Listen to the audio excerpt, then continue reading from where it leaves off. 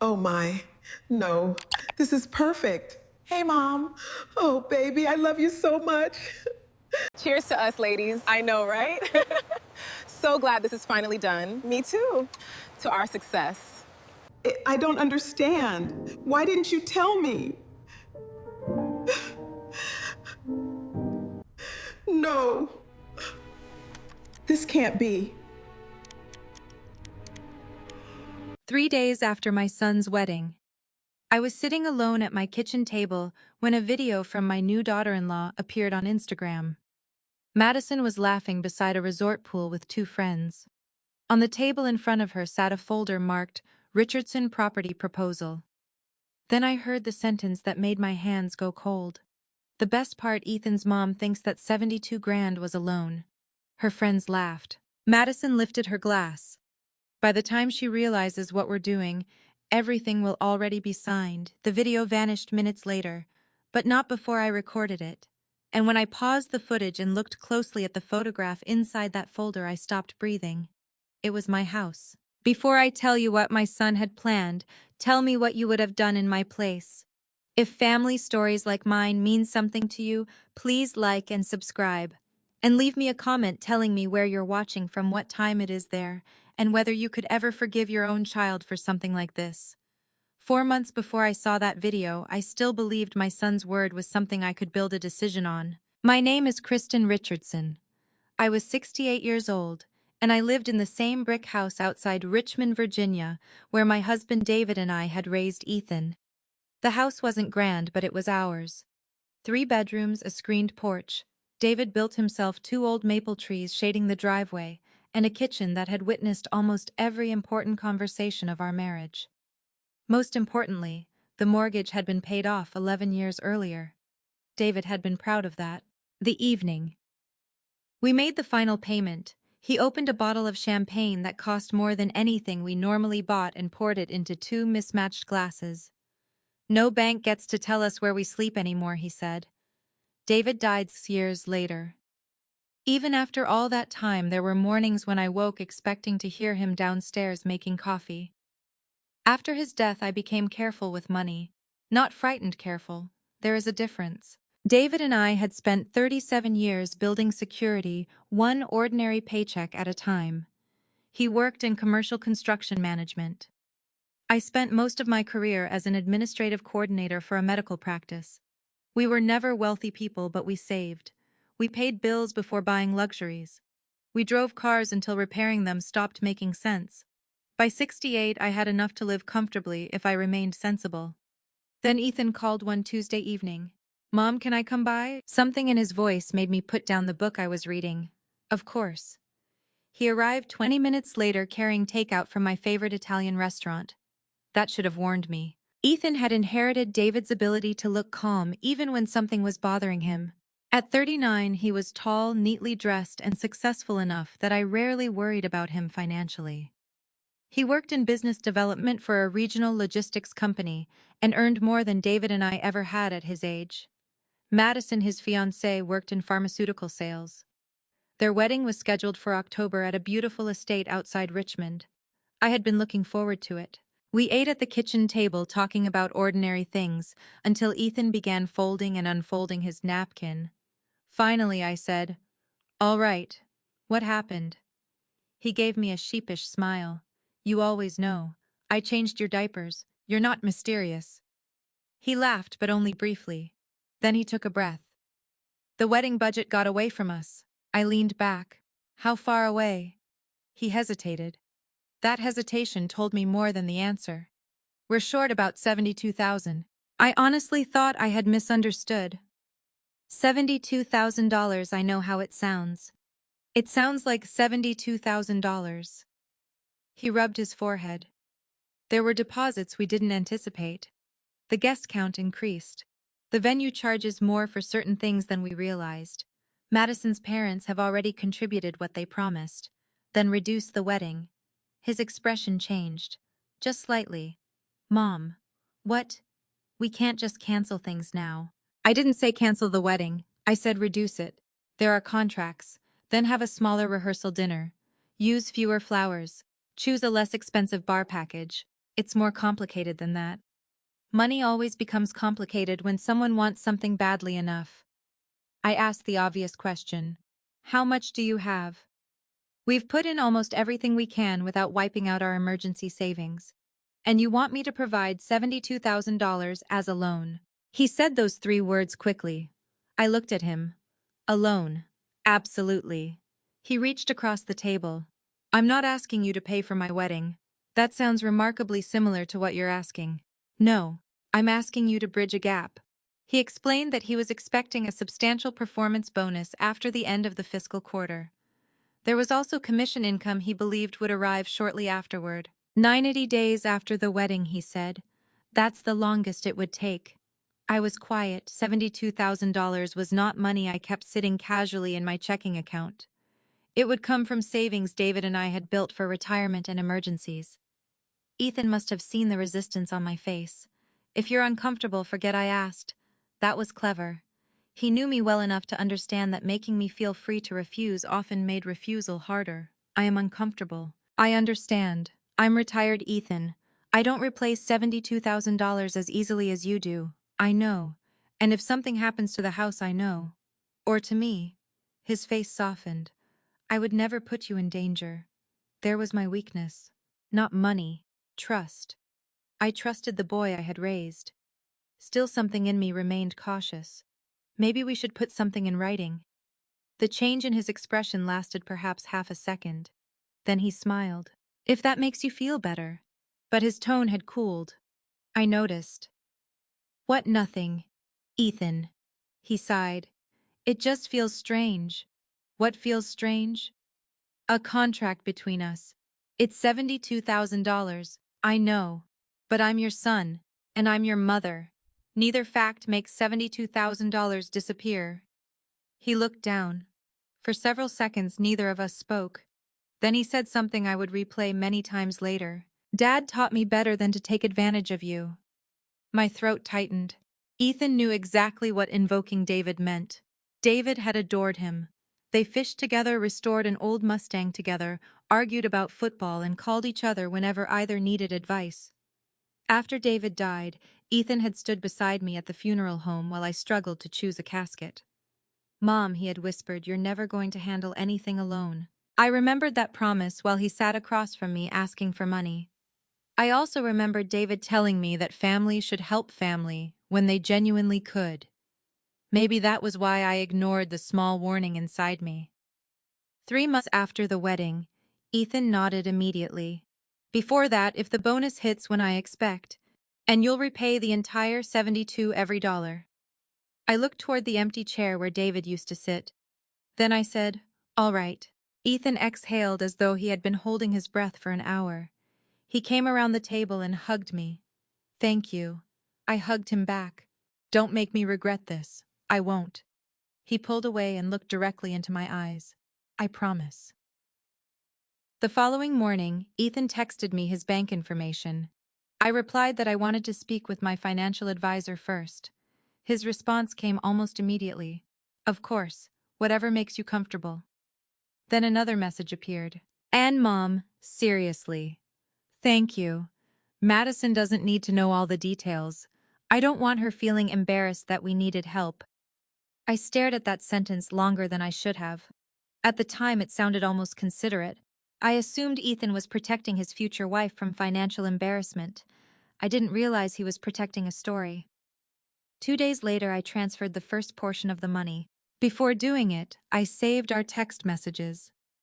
Not because I suspected my son, but because decades of administrative work had taught me to document large financial transactions. One message in particular would matter later. I had written, just confirming this is part of the $72,000 wedding loan to be repaid within 90 days after the wedding. Ethan answered, yes, Mom. Loan. Every penny comes back to you.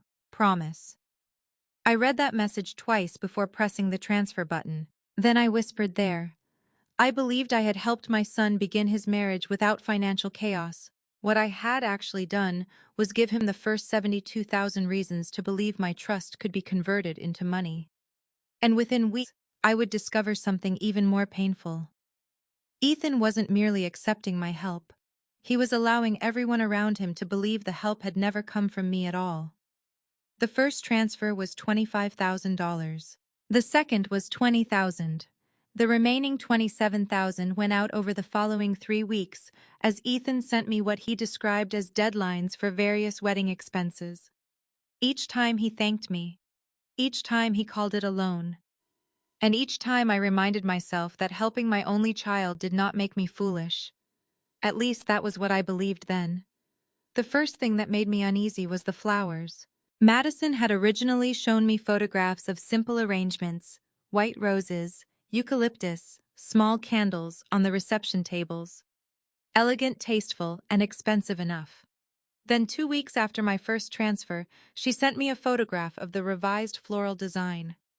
There were towering arrangements nearly 3 feet high, covered in orchids, roses, and hydrangeas. I stared at the photograph. Those were not the flowers we had discussed.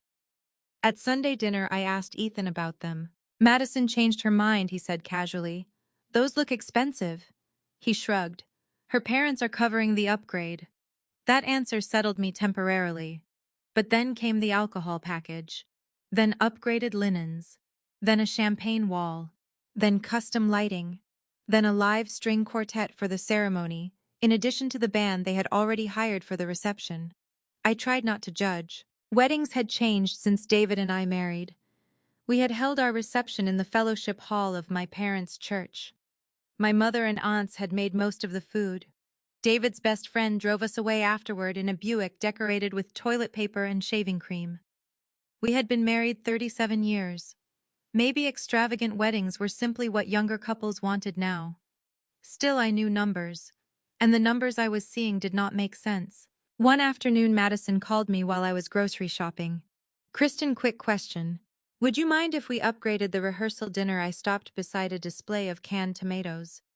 Upgraded it how? There's a private dining room at the hotel.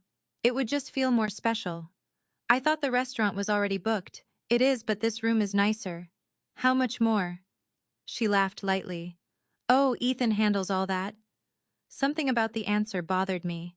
Madison, are your parents paying for the change? There was a brief silence. I think so. You think so? Ethan is coordinating the finances. I've been drowning in everything else. Before I could ask another question, she said she had another call and hung up. That evening I phoned Ethan. He sounded irritated almost immediately.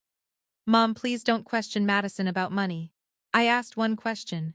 She called me worried that you thought she was overspending. Is she? Her family is covering the extras.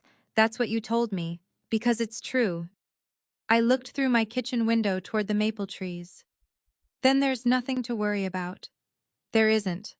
I wanted to believe him. So I did.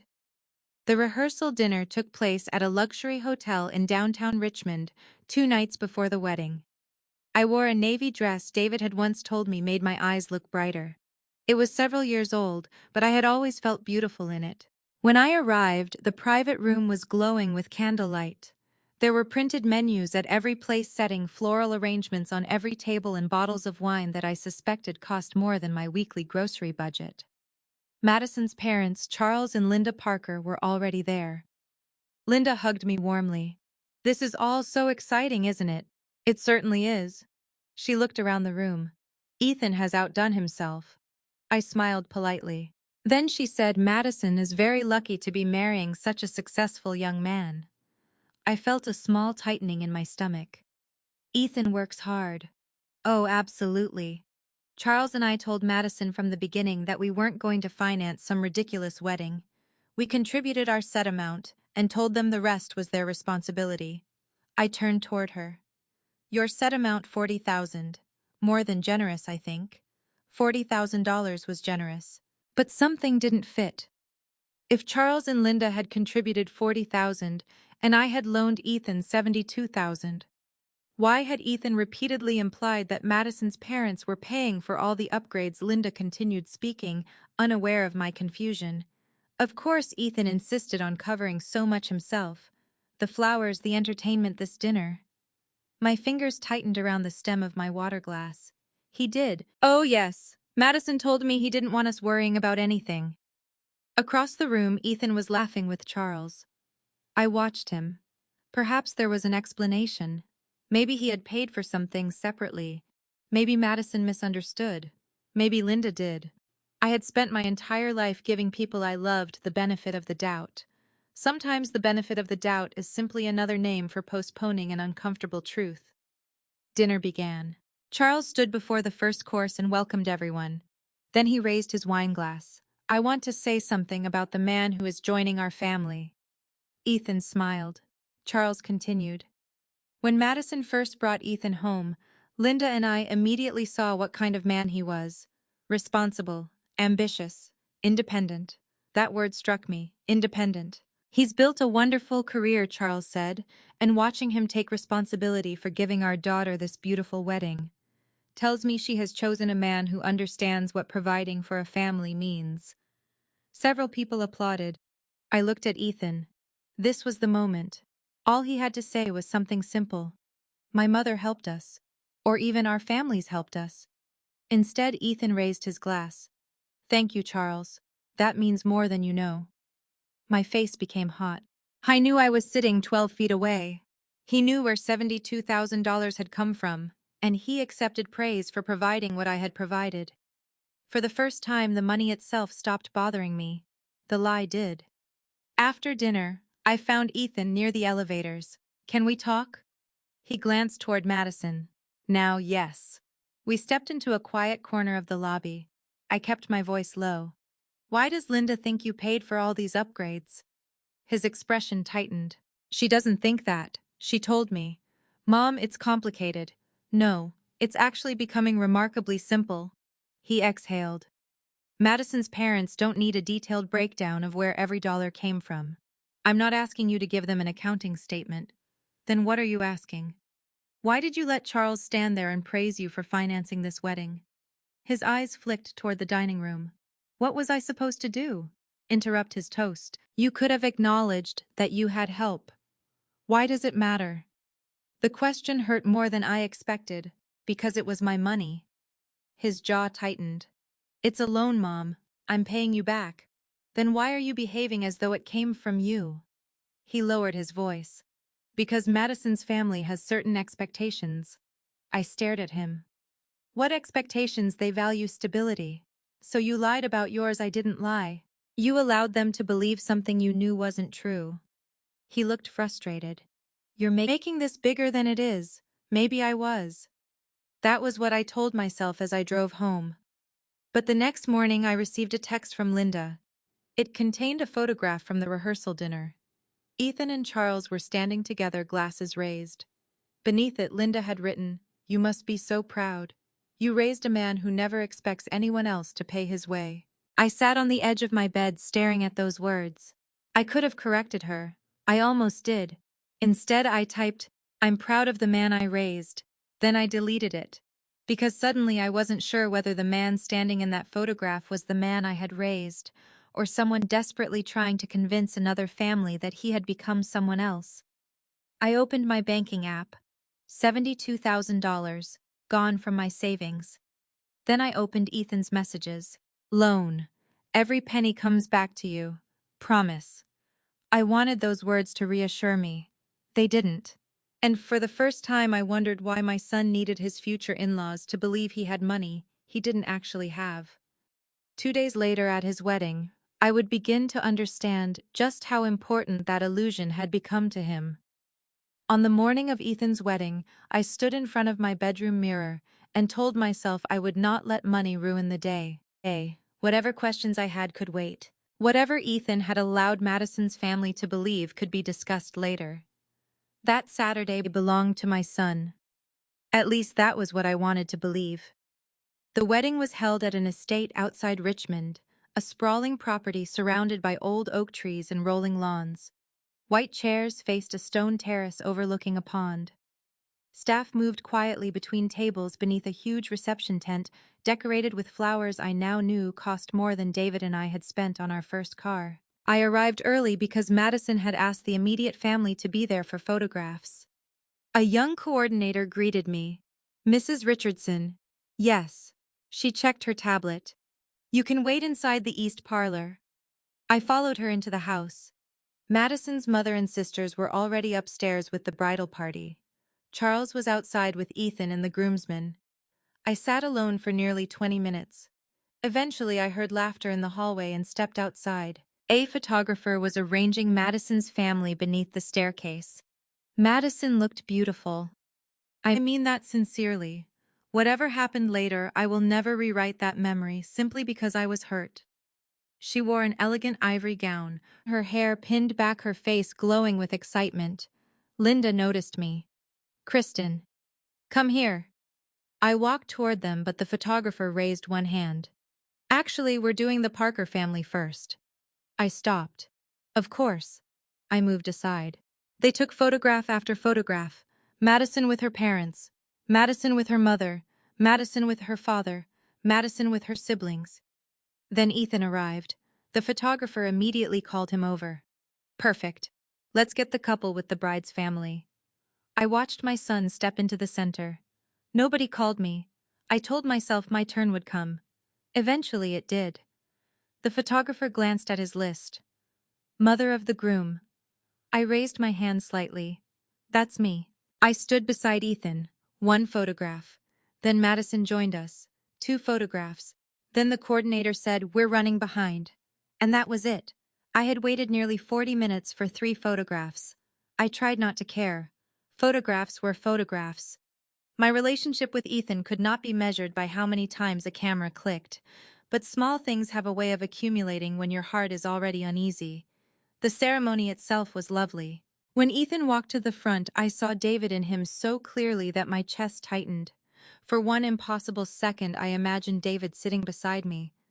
He would have squeezed my hand. "Our boy," he would have whispered. Instead, the chair beside me was occupied by one of Madison's elderly aunts, because the seating arrangement had been changed that morning. Originally, I was supposed to sit in the front row near the aisle. A coordinator had quietly moved me several seats down to accommodate Madison's extended family. "It keeps everyone together," she explained. Everyone. Apparently, I was not included in that definition.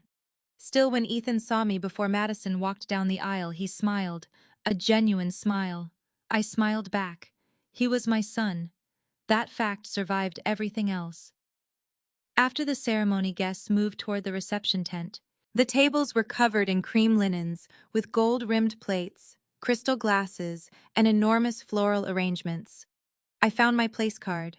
Table 6. I checked it twice. Madison's parents were at table 1 with the bride and groom. Her siblings were at tables 2 and 3. I was seated with several family friends and an older couple I had never met. I found Ethan near the entrance. "Sweetheart." He turned. "Hey, Mom. Everything okay?" I thought immediate family was sitting closer. He looked at my place card. "Oh, just that. Oh, was this changed?" "Probably the planner. I don't know." "You don't know where your mother is sitting at your wedding." He glanced around nervously. "Mom, please. Not today." There it was again. Not today. As though asking to understand something was creating a problem. I forced a smile. "You're right. Go enjoy yourself." I returned to table 6. The woman beside me introduced herself as Janet, a former co-worker of Linda's. "How do you know the couple?" she asked. For a second I thought she was joking. "I'm Ethan's mother." Her eyes widened. "Oh, I'm sorry. I assumed you'd be at the family table." I smiled. So did I. Dinner passed pleasantly enough. Then came the speeches. Madison's sister spoke first. Charles followed. Then Ethan stood. I expected something emotional. Ethan had always been good with words. He thanked Madison's parents for welcoming him into their family. He thanked the wedding party. He thanked friends who had traveled. Then he spoke about the future. "Madison and I have always believed that if you work hard enough, you can build the life you want." People nodded. We wanted today to represent that. Not just a wedding, but the beginning of something we built together. I lowered my eyes. Something we built together. With hard work, he continued, and independence. That word again. Independence. Applause spread through the tent. I did not clap immediately. Not because I wanted recognition. I did not need Ethan to announce that his mother had written checks. But I needed the truth to exist somewhere in the room. Instead, I was watching my son construct an image of himself using money from my retirement account. I looked around. Nobody knew. Not Charles, not Linda, probably not Madison. And suddenly I understood why Ethan had asked me not to discuss the details with her. I was not protecting Madison from embarrassment. He was protecting himself. After dinner, I went outside. The air had cooled, lights had been strung through the trees, and music drifted from the reception tent. I stood near the pond, trying to calm myself. A few minutes later, Ethan found me. There you are. He loosened his tie slightly. You disappeared. I needed some air. He studied my face. Are you upset? I could have confronted him. I could have asked why I was sitting at table 6. I could have asked why he was pretending he had financed everything himself. Instead, I said, "Today isn't the day." His shoulders relaxed. "Thank you. That hurt." He hugged me. For a moment, he was simply my boy again. Then he whispered, "I haven't forgotten." I pulled back. "Forgotten what? The money?"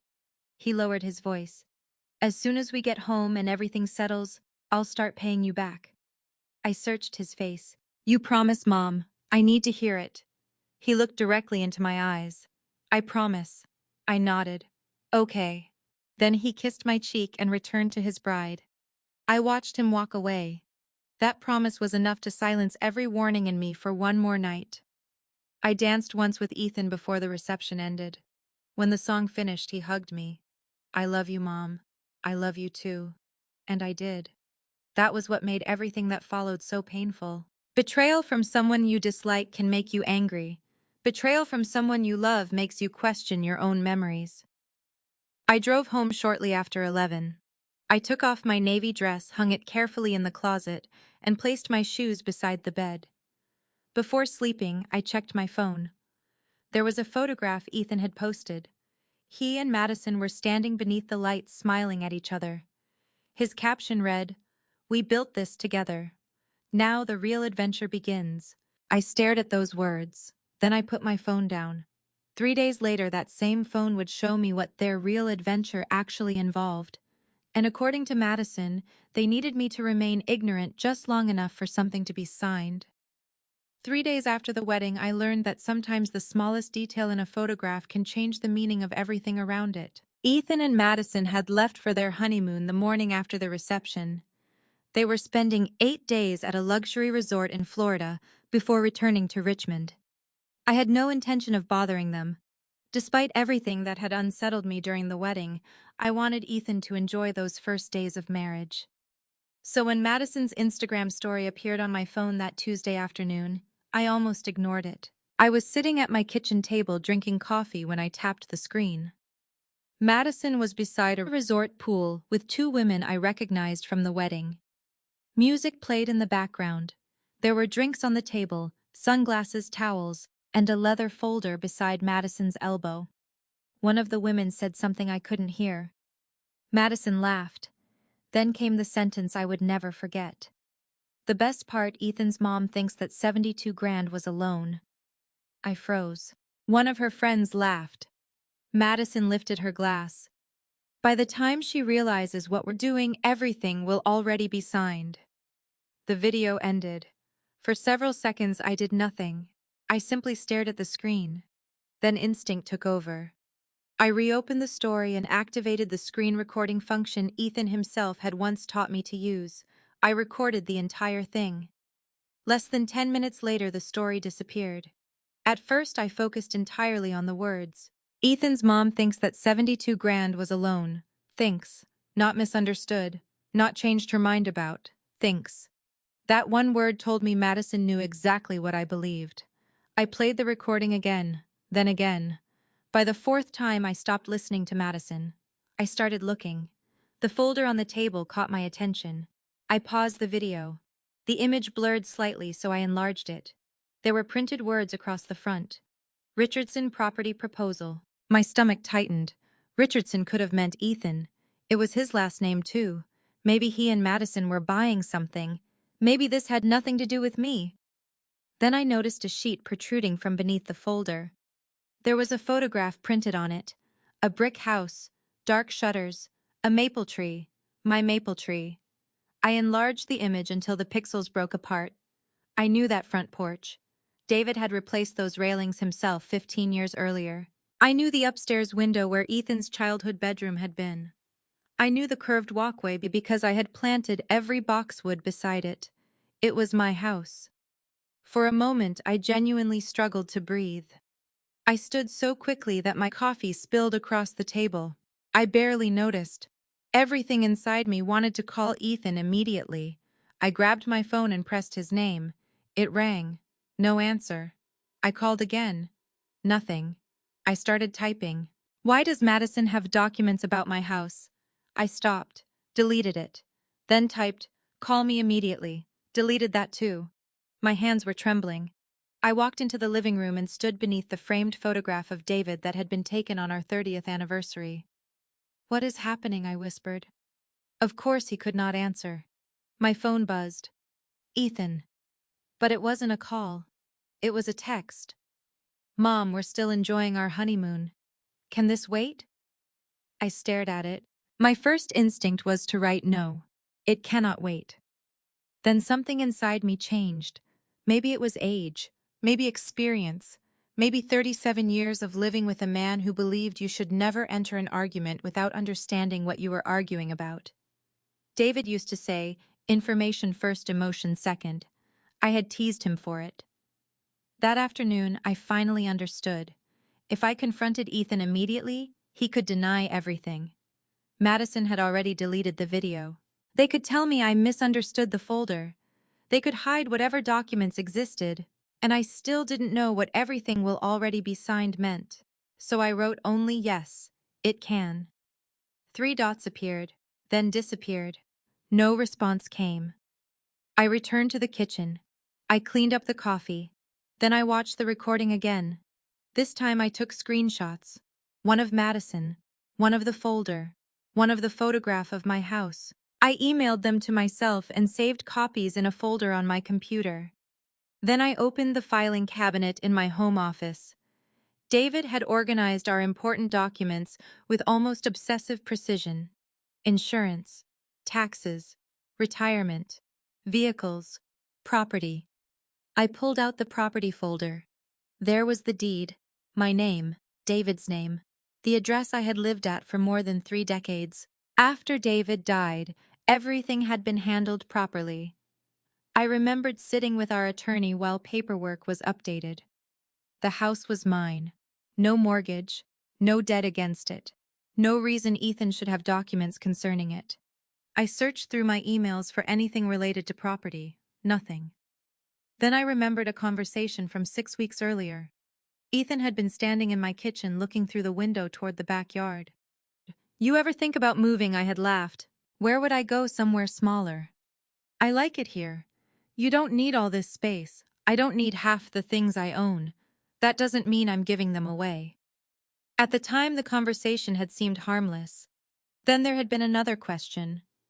What do houses around here sell for now? I had shrugged. I have no idea. He had smiled. You should know what you're sitting on. Sitting on. I remembered the phrase clearly now. At the time, I thought he meant equity. Suddenly, it sounded different. I sat at my desk and opened a real estate website. I typed in my address. An estimated value appeared, $684,000. I stared at the number. Then another memory surfaced.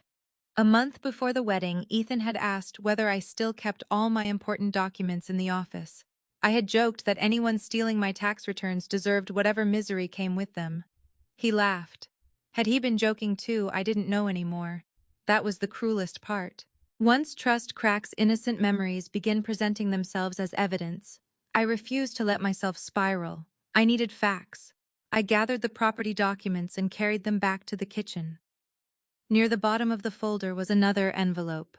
Richardson Family Trust. I remembered signing trust documents years earlier, but David had handled most of the details. After his death, our attorney had reviewed them with me again. I opened the envelope. There were legal pages, amendments, signatures. My name appeared repeatedly. Trustee. Ethan's name appeared too. Beneficiary. I knew those words were different, But suddenly, I needed to understand exactly how different. I reached for my phone. This time, I did not call my son. I called Rebecca Sloan. Rebecca had been our family attorney for nearly 20 years. Her assistant answered. "This is Kristin Richardson. I need to speak with Rebecca about my property trust. Is this urgent?" I looked at the frozen screenshot on my laptop. My daughter-in-law smiling beside documents containing a photograph of my home. "Yes," I said. "I believe it is." Rebecca called me back 40 minutes later. I explained only enough to tell her I had concerns involving Ethan in my house. She listened without interrupting. Then she asked a question that made the room feel suddenly colder. "Kristin, before we discuss anything else, I need to ask you something." "All right. Did you recently authorize anyone to obtain a valuation of your property?" I gripped the phone. "No." There was silence. "Rebecca, I was afraid you'd say that." My heart began pounding. "What does that mean?" She paused. "Someone contacted a real estate professional about your property approximately 2 weeks before the wedding." I stood perfectly still. "Who? I don't know yet." Then she added the part that frightened me most. "But whoever made the inquiry knew enough about your property to make it sound as though a sale was already being considered." I looked around the kitchen David and I had renovated together. The house I owned. The house nobody had asked me to sell. And suddenly Madison's words returned. "By the time she realizes what we're doing, everything will already be signed." For the first time, I understood that the $72,000 might not be what they were trying to take from me. It might simply have been the beginning. The next morning, I carried the Richardson Family Trust folder into Rebecca Sloan's office. I had barely slept. Every time I closed my eyes, I saw that photograph of my house beside Madison's champagne glass. Rebecca's office was in a renovated brick building near downtown Richmond. David and I had first met her almost 20 years earlier when we needed help updating our wills. She was in her early 60s now, with silver threaded through her dark hair and the calm manner of someone who had spent decades watching families become different people when property was involved. She hugged me when I arrived. Then she closed her office door. "Show me everything." I placed my phone on her desk and played Madison's video. Rebecca watched without speaking. When Madison said Ethan's mom thinks that 72 grand was a loan, Rebecca's expression hardened. Then came the second sentence. "By the time she realizes what we're doing, everything will already be signed." Rebecca held out her hand. "Play that again." I did. She leaned closer when the folder appeared. I showed her the screenshot. "Richardson property proposal," she read. Then I enlarged the photograph. "That's your house." "Yes." Rebecca sat back. "Have you signed anything recently?" "No." "Anything involving the house?" "No." "Have you given Ethan power of attorney?" "Absolutely not." "Access to your financial accounts?" "Number permission to represent you in any property transaction?" "Numbers." She nodded slowly. "Good." I hated that word. "Why is that good?" "Because before we assume the worst, we establish what someone can legally do." She opened the trust documents I had brought. I had seen those pages before, but legal language has a strange way of becoming invisible when you trust the people around you. Rebecca turned several pages toward me.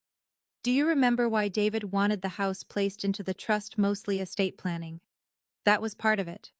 She pointed to a section. "But David had another concern." I frowned. "What concern?" Rebecca leaned back. "Years before we created this trust, one of David's coworkers had an elderly mother whose son convinced her to add him to the deed." I remembered the story. Barely. "The son had financial problems," Rebecca continued. "Creditors became involved. The mother nearly lost control of the home she had owned for decades." I remembered David coming home angry after hearing about it. He had stood in our kitchen saying nobody should be able to gamble with somebody else's roof. At the time, I had thought it was simply one of his strong opinions. Apparently, he had done something about it. Rebecca tapped the document. "You and David transferred the property into a revocable living trust. After David died, you became the sole trustee, and Ethan a future beneficiary." The words seemed suddenly important. "What does that mean in plain English?" Rebecca gave me the kind of look lawyers give when they appreciate that question. It means Ethan may eventually benefit from trust assets according to the trust terms. It does not mean he owns your house today. Can he sell it? No. Borrow against it? No. Promise it to someone? He can promise the moon if he wants. That doesn't make it legally his. For the first time since seeing Madison's video, I felt myself breathe normally. Then Rebecca added, "But that doesn't explain the valuation inquiry." The relief disappeared. What exactly happened? She turned toward her computer. After you called yesterday, I contacted the real estate professional who reached out to my office 2 weeks before the wedding. Why did they contact you? Because public property records showed the trust, and the agent wanted clarification about who had authority to sign if the property were listed. My mouth went dry. Listed. Rebecca nodded. The agent had been told the owner was considering downsizing shortly after a family wedding. I stared at her. Who told them that they wouldn't disclose the prospective client's identity without permission? But they did tell me the inquiry came from someone claiming to be assisting the family. Ethan. Possibly. It was Ethan. We need evidence before we say that. I stood and walked toward the window. Below us, cars moved along the street as though nothing in the world had changed. I never told anyone I was selling. I know. I never said I wanted a condo. I know. I never asked for a valuation. Rebecca let me speak. That was one of the reasons David trusted her. She did not interrupt pain with solutions. Finally, she said, "Kristin, has Ethan ever discussed your house recently? I thought about the questions. You ever think about moving? You don't need all this space. What do houses around here sell for now?" "You should know what you're sitting on," I whispered. Rebecca looked at me. "What?" "That's what he said. When?" "About 6 weeks ago." I sat down again.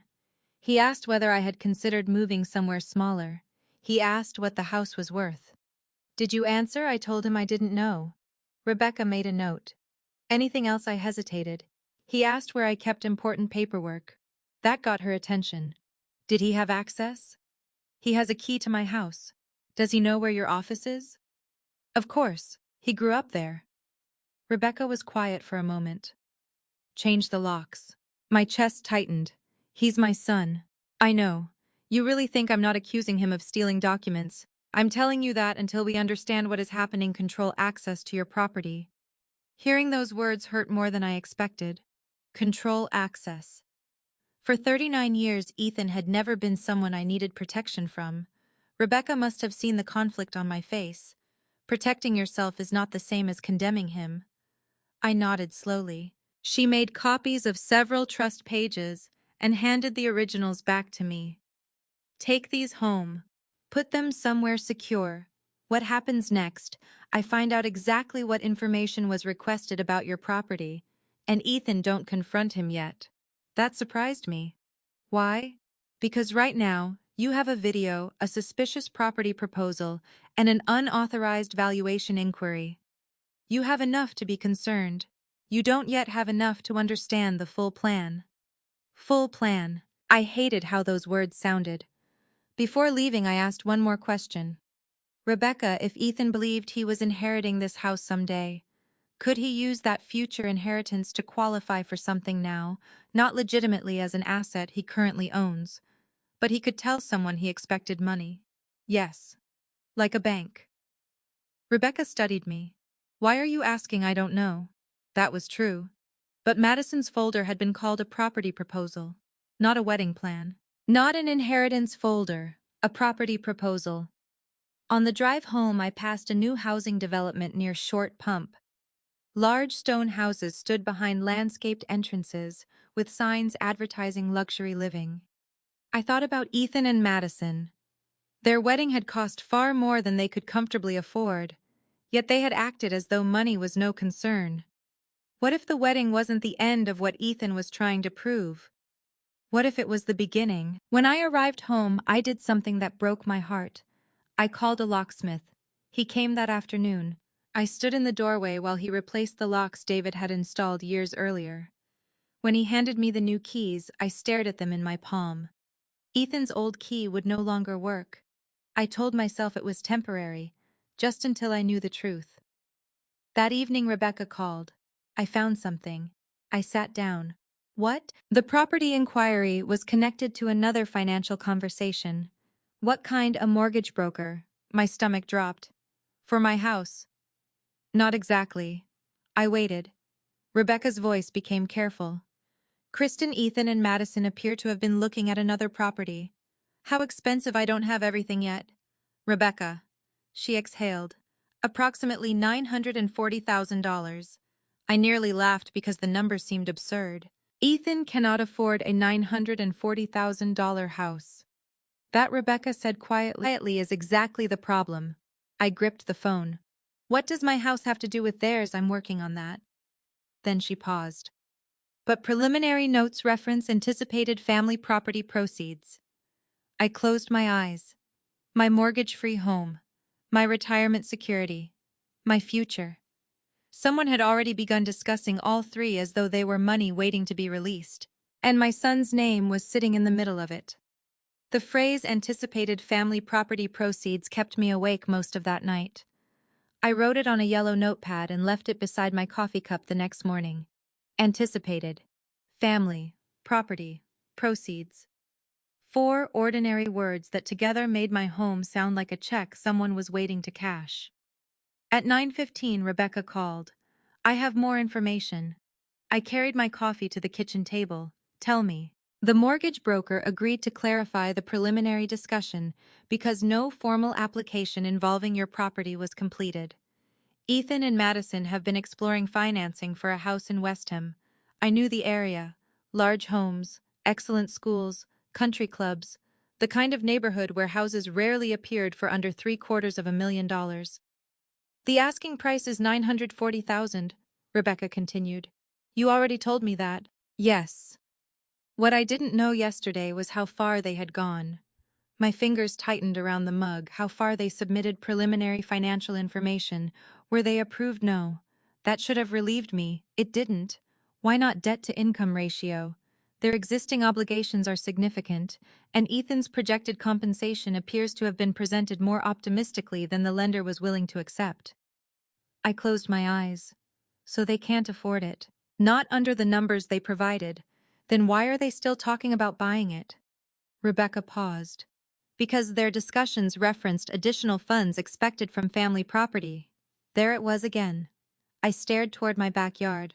How much? I don't have a confirmed figure. But the notes indicate they anticipated a substantial cash contribution toward the down payment after the sale of a family residence. The sale, not a possible sale, not if Kristin decides to sell. The sale, I asked. Did Ethan say the residence belonged to him? Not exactly. What does that mean? That mean the wording was apparently family property expected to be liquidated. I almost admired the cleverness of it. Vague enough to avoid saying he owned my house. Specific enough to make someone believe money was coming. And the valuation inquiry. It appears to have been part of determining approximately how much equity could be available. I laughed once, but there was nothing humorous in it. My house has no mortgage, I know. So almost all of its value would look like equity. Yes. The estimated value I had seen online flashed through my mind. $684,000. Even after selling expenses and taxes, it would represent hundreds of thousands in cash. Enough to transform Ethan and Madison's financial profile. Enough to turn a house they couldn't afford into one they might convince themselves they could. I whispered. He was counting my house. Rebecca didn't answer. She didn't need to. After we hung up, I began searching through my messages with Ethan. I went back months. At first, everything looked ordinary. Pictures, dinner plans, questions about my car, reminders about wedding events. Then certain conversations changed meaning. 3 months earlier, Mom, have you thought about how long you want to stay in that house? Another, a condo might free up a lot of money for travel. And another, you shouldn't have all your net worth tied up in one property. I remembered teasing him. Since when are you my financial advisor? His answer, just looking out for you. Looking out for me. I put the phone down. By noon, anger had replaced shock. Not explosive anger, something colder, For years, I had assumed Ethan understood the difference between what belonged to me and what might someday pass to him. Apparently, he had begun treating someday as a financial category. Then Rebecca sent me an email containing a summary of the information she had confirmed. One phrase caught my attention. Early inheritance. I called her immediately. What does this mean? That phrase appeared in the financial discussion. What financial discussion? The explanation of Ethan's available funds. I felt something heavy settle in my chest. The 72,000, yes. I stood. No. Kristin. He called it a loan. I know. I have it in writing. I know. He promised to repay every dollar. I believe you. Then why is someone calling it an early inheritance? Because that appears to be how Ethan characterized money received from family. For several seconds I could hear only the ticking clock above my stove. That clock had belonged to David's mother. Ethan would probably inherit it someday too. The thought made me feel sick. Does Madison know I can't determine that? Her video said, I thought it was a loan. Yes, so she knows. She knows there is a disagreement about how the money is characterized. We don't know what Ethan told her originally. That distinction mattered. I didn't know why yet, but it did. I sat down again. Rebecca, tell me exactly what we know. No assumptions. She did. Ethan and Madison had explored purchasing the $940,000 property. Their income and debts made conventional financing difficult. They had discussed receiving substantial funds from the expected sale of family property. My home had been informally valued without my authorization, and money matching the amount I had loaned Ethan had been described in financial conversations as family funds or an early inheritance. That was all. It was enough.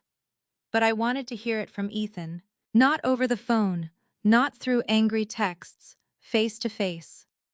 I checked their honeymoon schedule. They were returning Sunday. I waited. That may have been the hardest thing I did. Ethan sent photographs from Florida as though nothing had happened. One showed Madison standing on a beach. Beautiful day, wish you were here. I stared at the message. I almost replied, do you wish my house were there too? Instead I wrote, looks lovely. Enjoy the rest of your trip. The restraint surprised even me. But I had finally understood something. Ethan expected the version of me he had always known. The mother who solved problems. The mother who softened consequences. The mother who preferred peace to confrontation. If he had built his plan around that woman, I wanted him to keep believing she was waiting at home. Sunday afternoon he texted that they had landed. I responded, welcome home. Dinner Tuesday. I'd love to hear about the honeymoon. He replied with a heart. Sounds great. Tuesday gave me 2 days.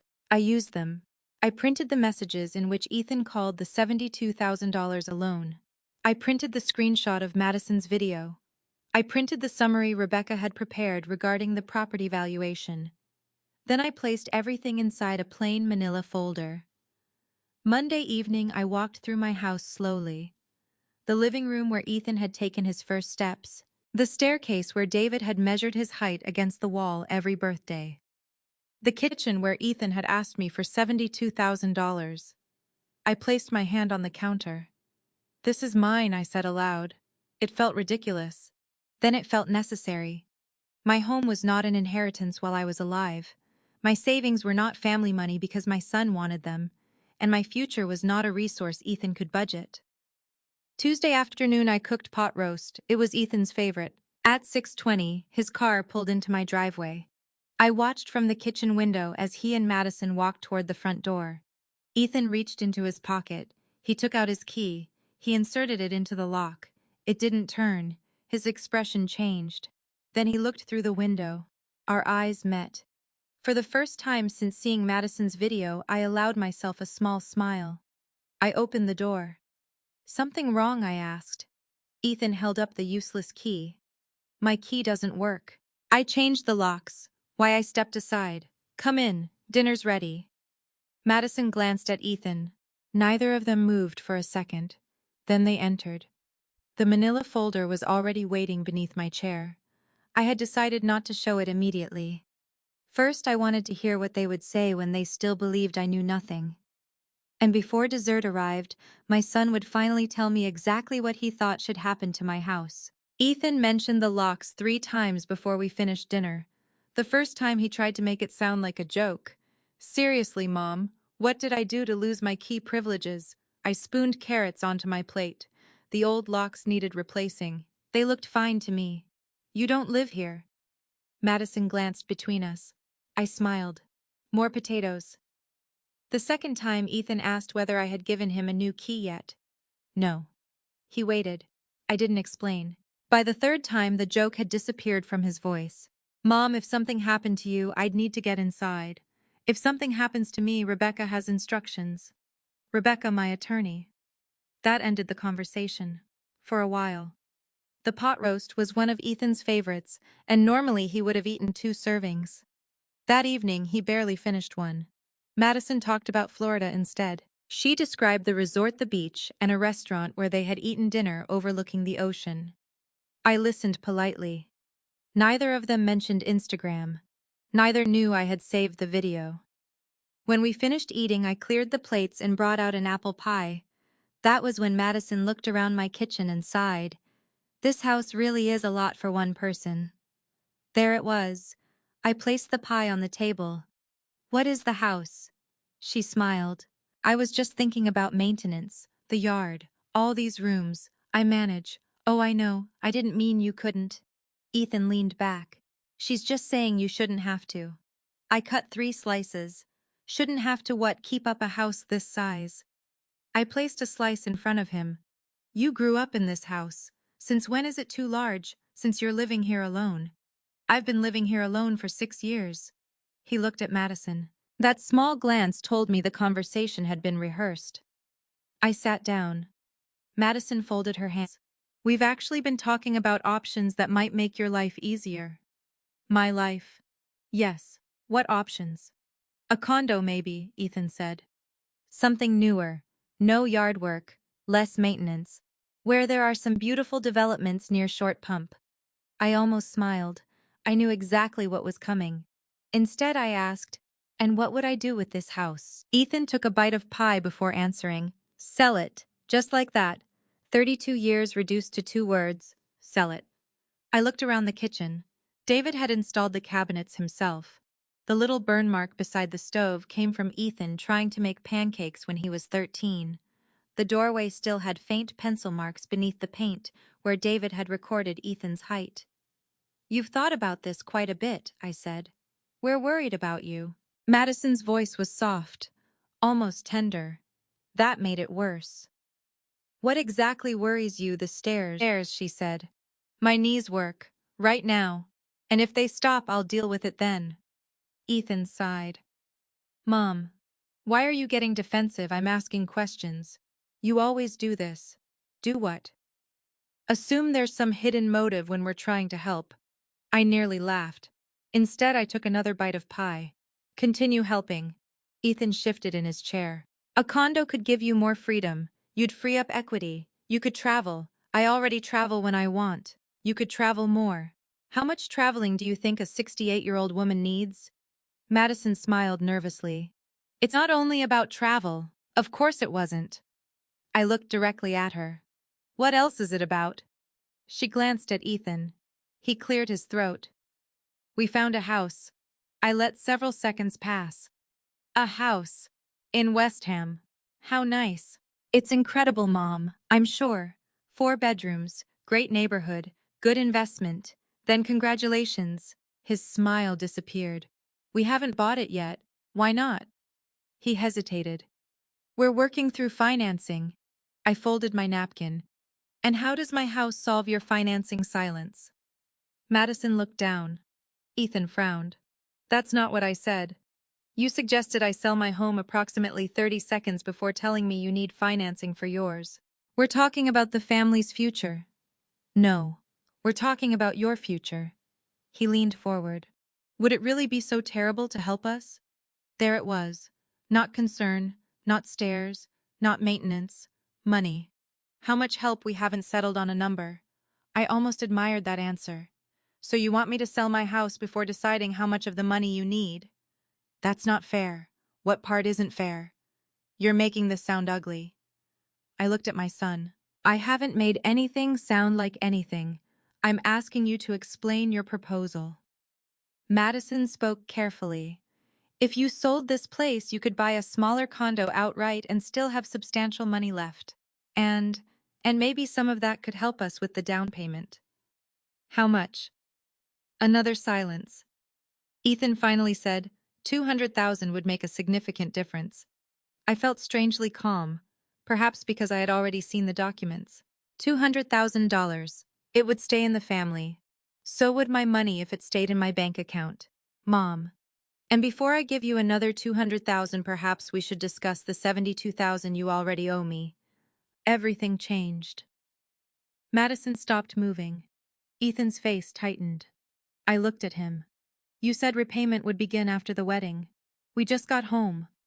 I know. I'm not demanding a check tonight. I'm asking about the plan. Ethan rubbed his jaw. We'll work it out. That isn't what you said 4 months ago. We had expenses. So did I. Madison put down her fork. Kristin, I think there's been a misunderstanding. I turned toward her. About what the wedding money? My heartbeat increased, but I kept my expression neutral. What about it? She looked at Ethan before answering. We thought you understood that was your contribution. I heard the refrigerator humming behind me. My contribution. To the wedding. I looked at Ethan. He would correct her.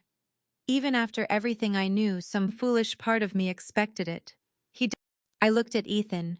He would correct her. Even after everything I knew, some foolish part of me expected it. He didn't.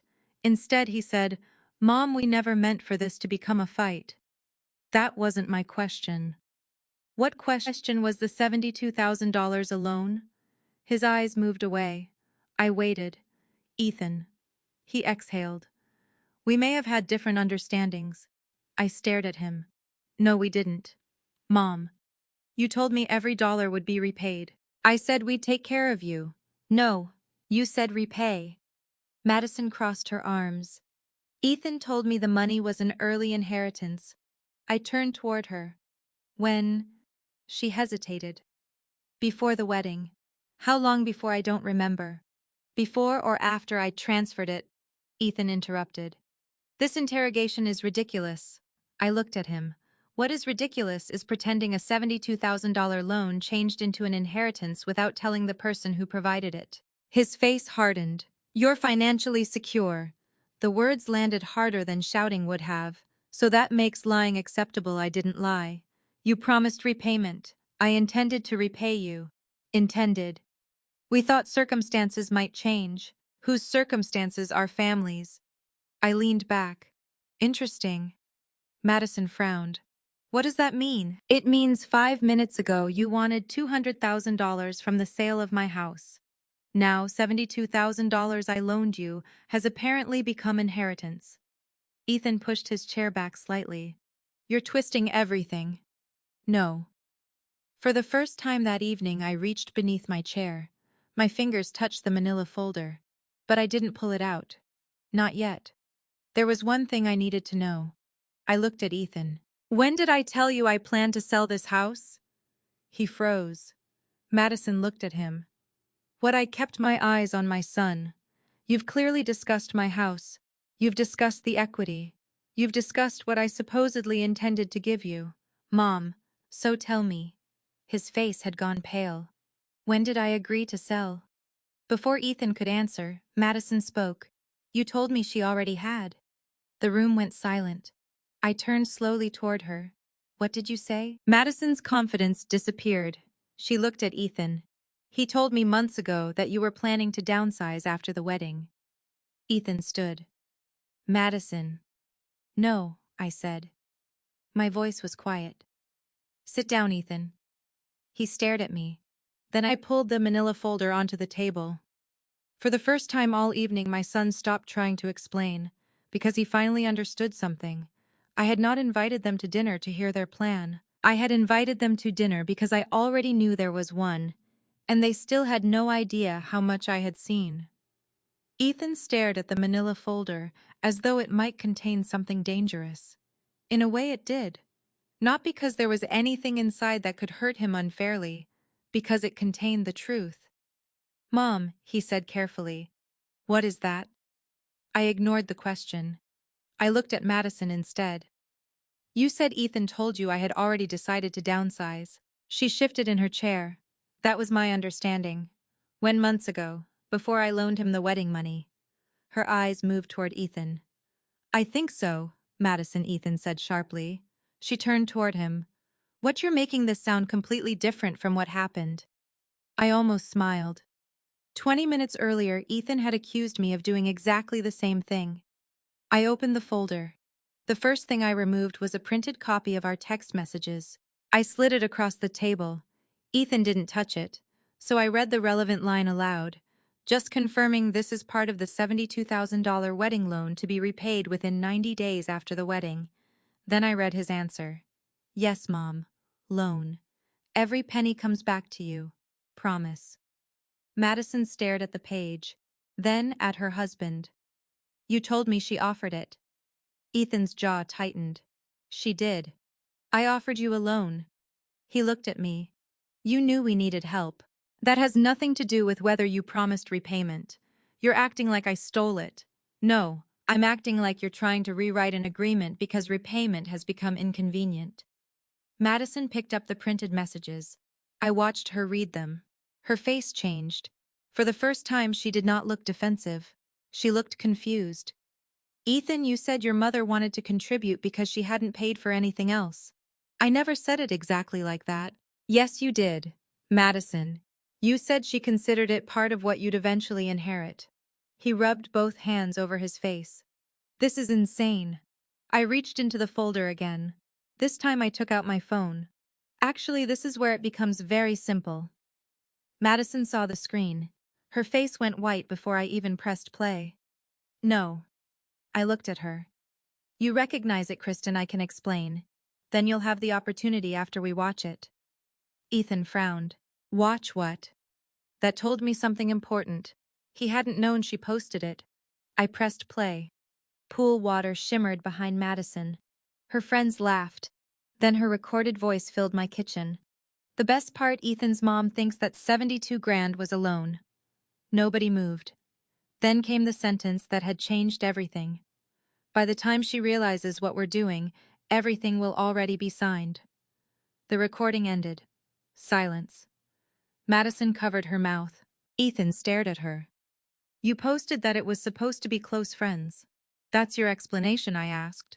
She looked at me. "I was drinking. Alcohol doesn't invent sentences. I was joking." "What was funny?" She had no answer. Ethan stood. "You recorded her." His anger surprised me. Not because he was angry, because of what he chose to be angry about. The story appeared on my phone. "You screen recorded a private conversation." She posted it on Instagram. "It wasn't meant for you. I gathered that when your wife said I wasn't supposed to know what you were doing." He paced toward the counter. "This is unbelievable." "Yes," I said. "It is." He turned. "You've been investigating us." I looked at him for several seconds, then I almost laughed. "My daughter-in-law announced online that you were deceiving me about $72,000 while sitting beside documents containing a photograph of my house. What exactly did you expect me to do? Send flowers?" Madison's eyes widened. "What photograph?" I opened the folder again. I removed the enlarged screenshot. There it was, Richardson property proposal, and beneath it my home. Madison looked at Ethan. I noticed something immediately. She seemed surprised, not guilty. "Surprised? You told me she knew about that," she said. Ethan said nothing. My heart began pounding. I placed another page on the table. "This is documentation concerning an unauthorized valuation inquiry made about my property 2 weeks before your wedding." Madison turned fully toward Ethan. "You said your mom had already talked to an agent. I said she was considering options." "No. You said she was selling." Ethan pointed toward me. "Then everyone stop acting like I committed some crime. I haven't accused you of a crime. You changed your locks. You hired a lawyer. I consulted the attorney who manages my trust. You're treating me like some stranger trying to steal your house. I stood. Then answer one question. He stopped. Did I ever tell you I was selling silence? Did I ever tell you I was moving nothing? Did I ever tell you that you could use proceeds from my house to buy yours? Not in those exact words. I felt my stomach turn. There are no other words that matter. Madison stood too. Ethan, what did you tell the mortgage broker? He looked at her. We talked about possibilities.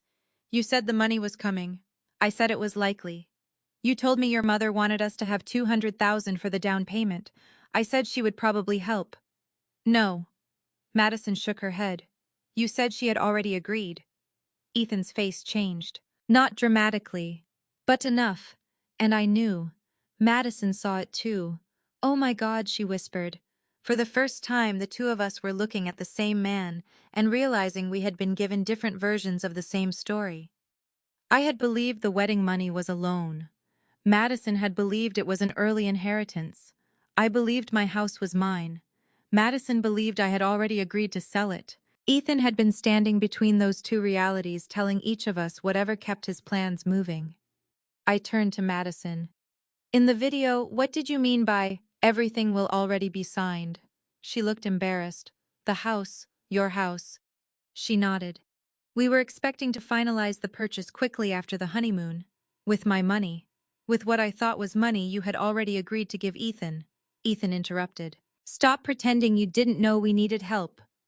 Madison spun toward him. Needing help is not the same as telling me your mother agreed to something she didn't. He slammed his palm against the table. Because I knew she would. The sound made all three of us freeze. I stared at my son. He breathed heavily.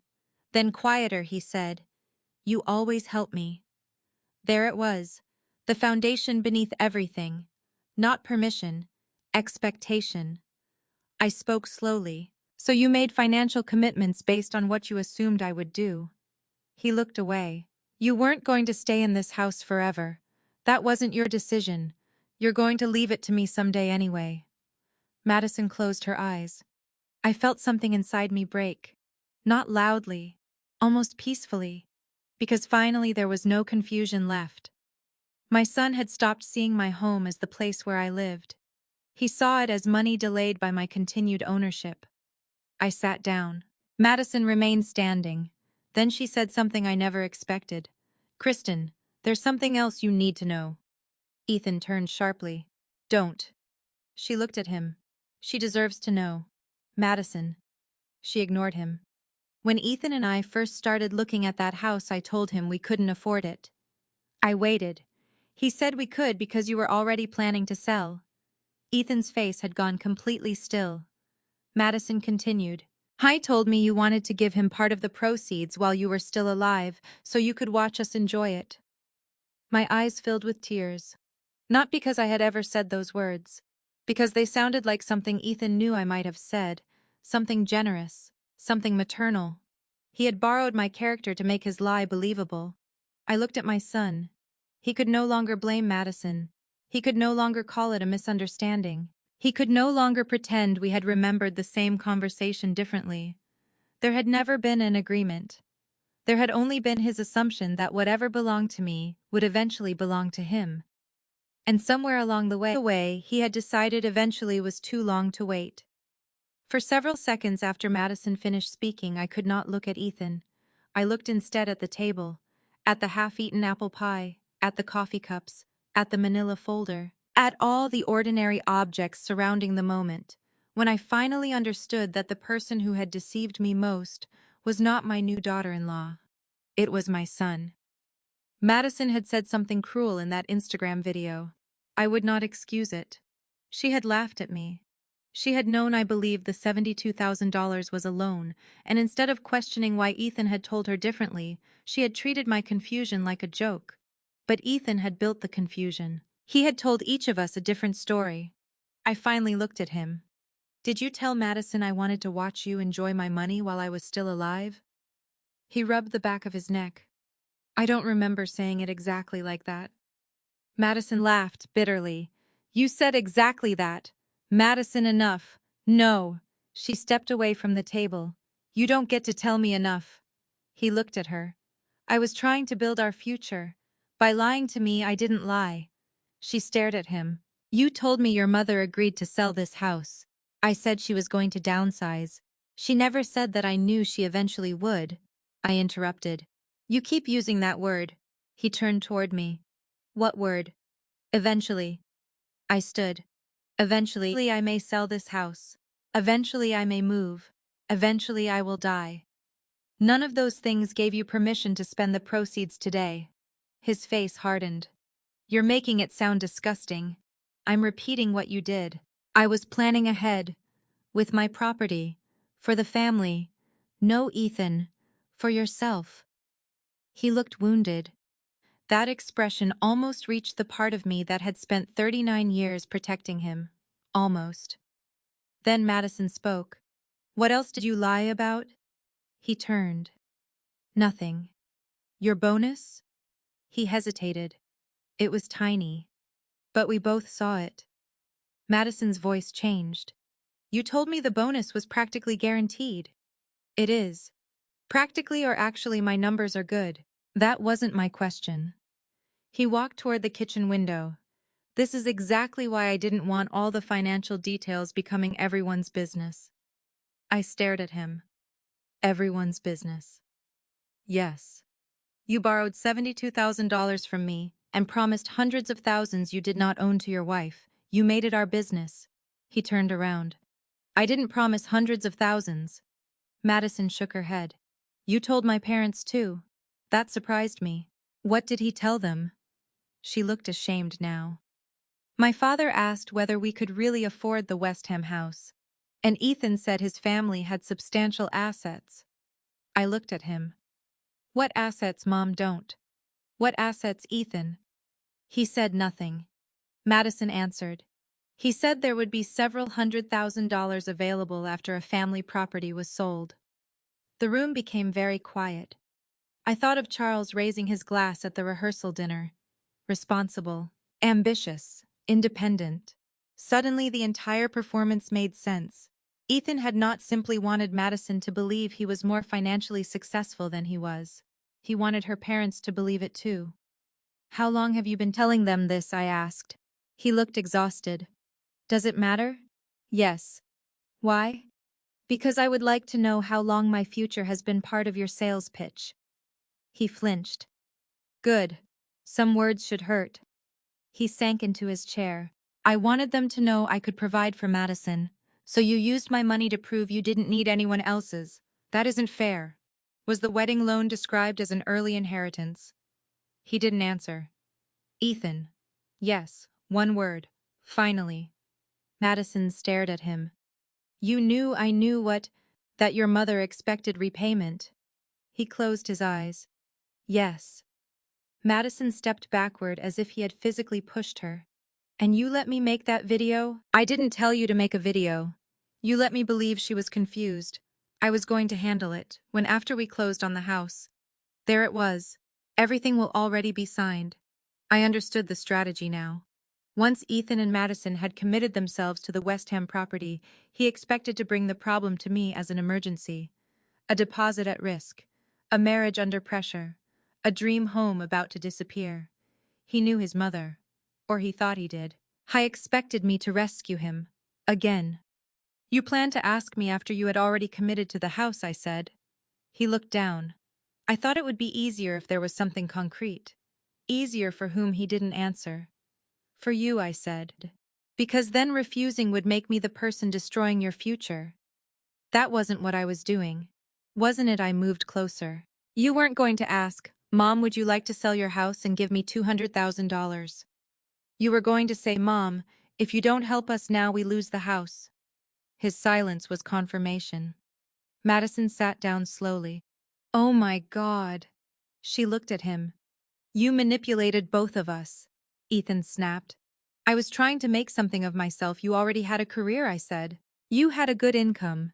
You had a woman who wanted to marry you. What exactly were you trying to become? He looked at me. Someone Dad would have respected. That stopped me. For a second I saw the boy again. The boy standing beside David in the garage. The boy desperate for his father's approval. But grief did not excuse deceit. Your father respected honesty. I know. Do you? His eyes filled, but he blinked the tears away. I'm almost 40, Mom. Madison's friends are buying beautiful houses. Her sister married a surgeon. Her parents have money. Every time I walked into that family, I felt like the guy who didn't measure up. Madison stared at him. I never asked you to compete with my sister. You didn't have to. So you lied, I exaggerated. I shook my head. No. Stop shrinking the word. He looked at me. You lied. This time he did not argue. I sat across from him.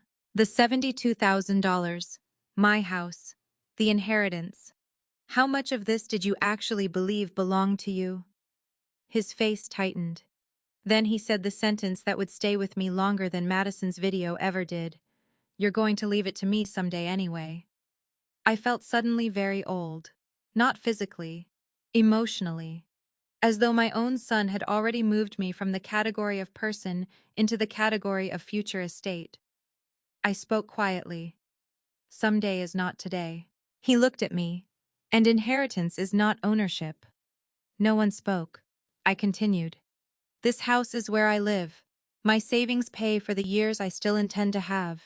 My retirement is not unused money, and anything you may receive after I die is not yours while I am breathing. Mom, I didn't mean it like that. But you planned like that. That distinction silenced him. Madison picked up her purse. I need to leave. Ethan stood. Madison, I can't look at you right now.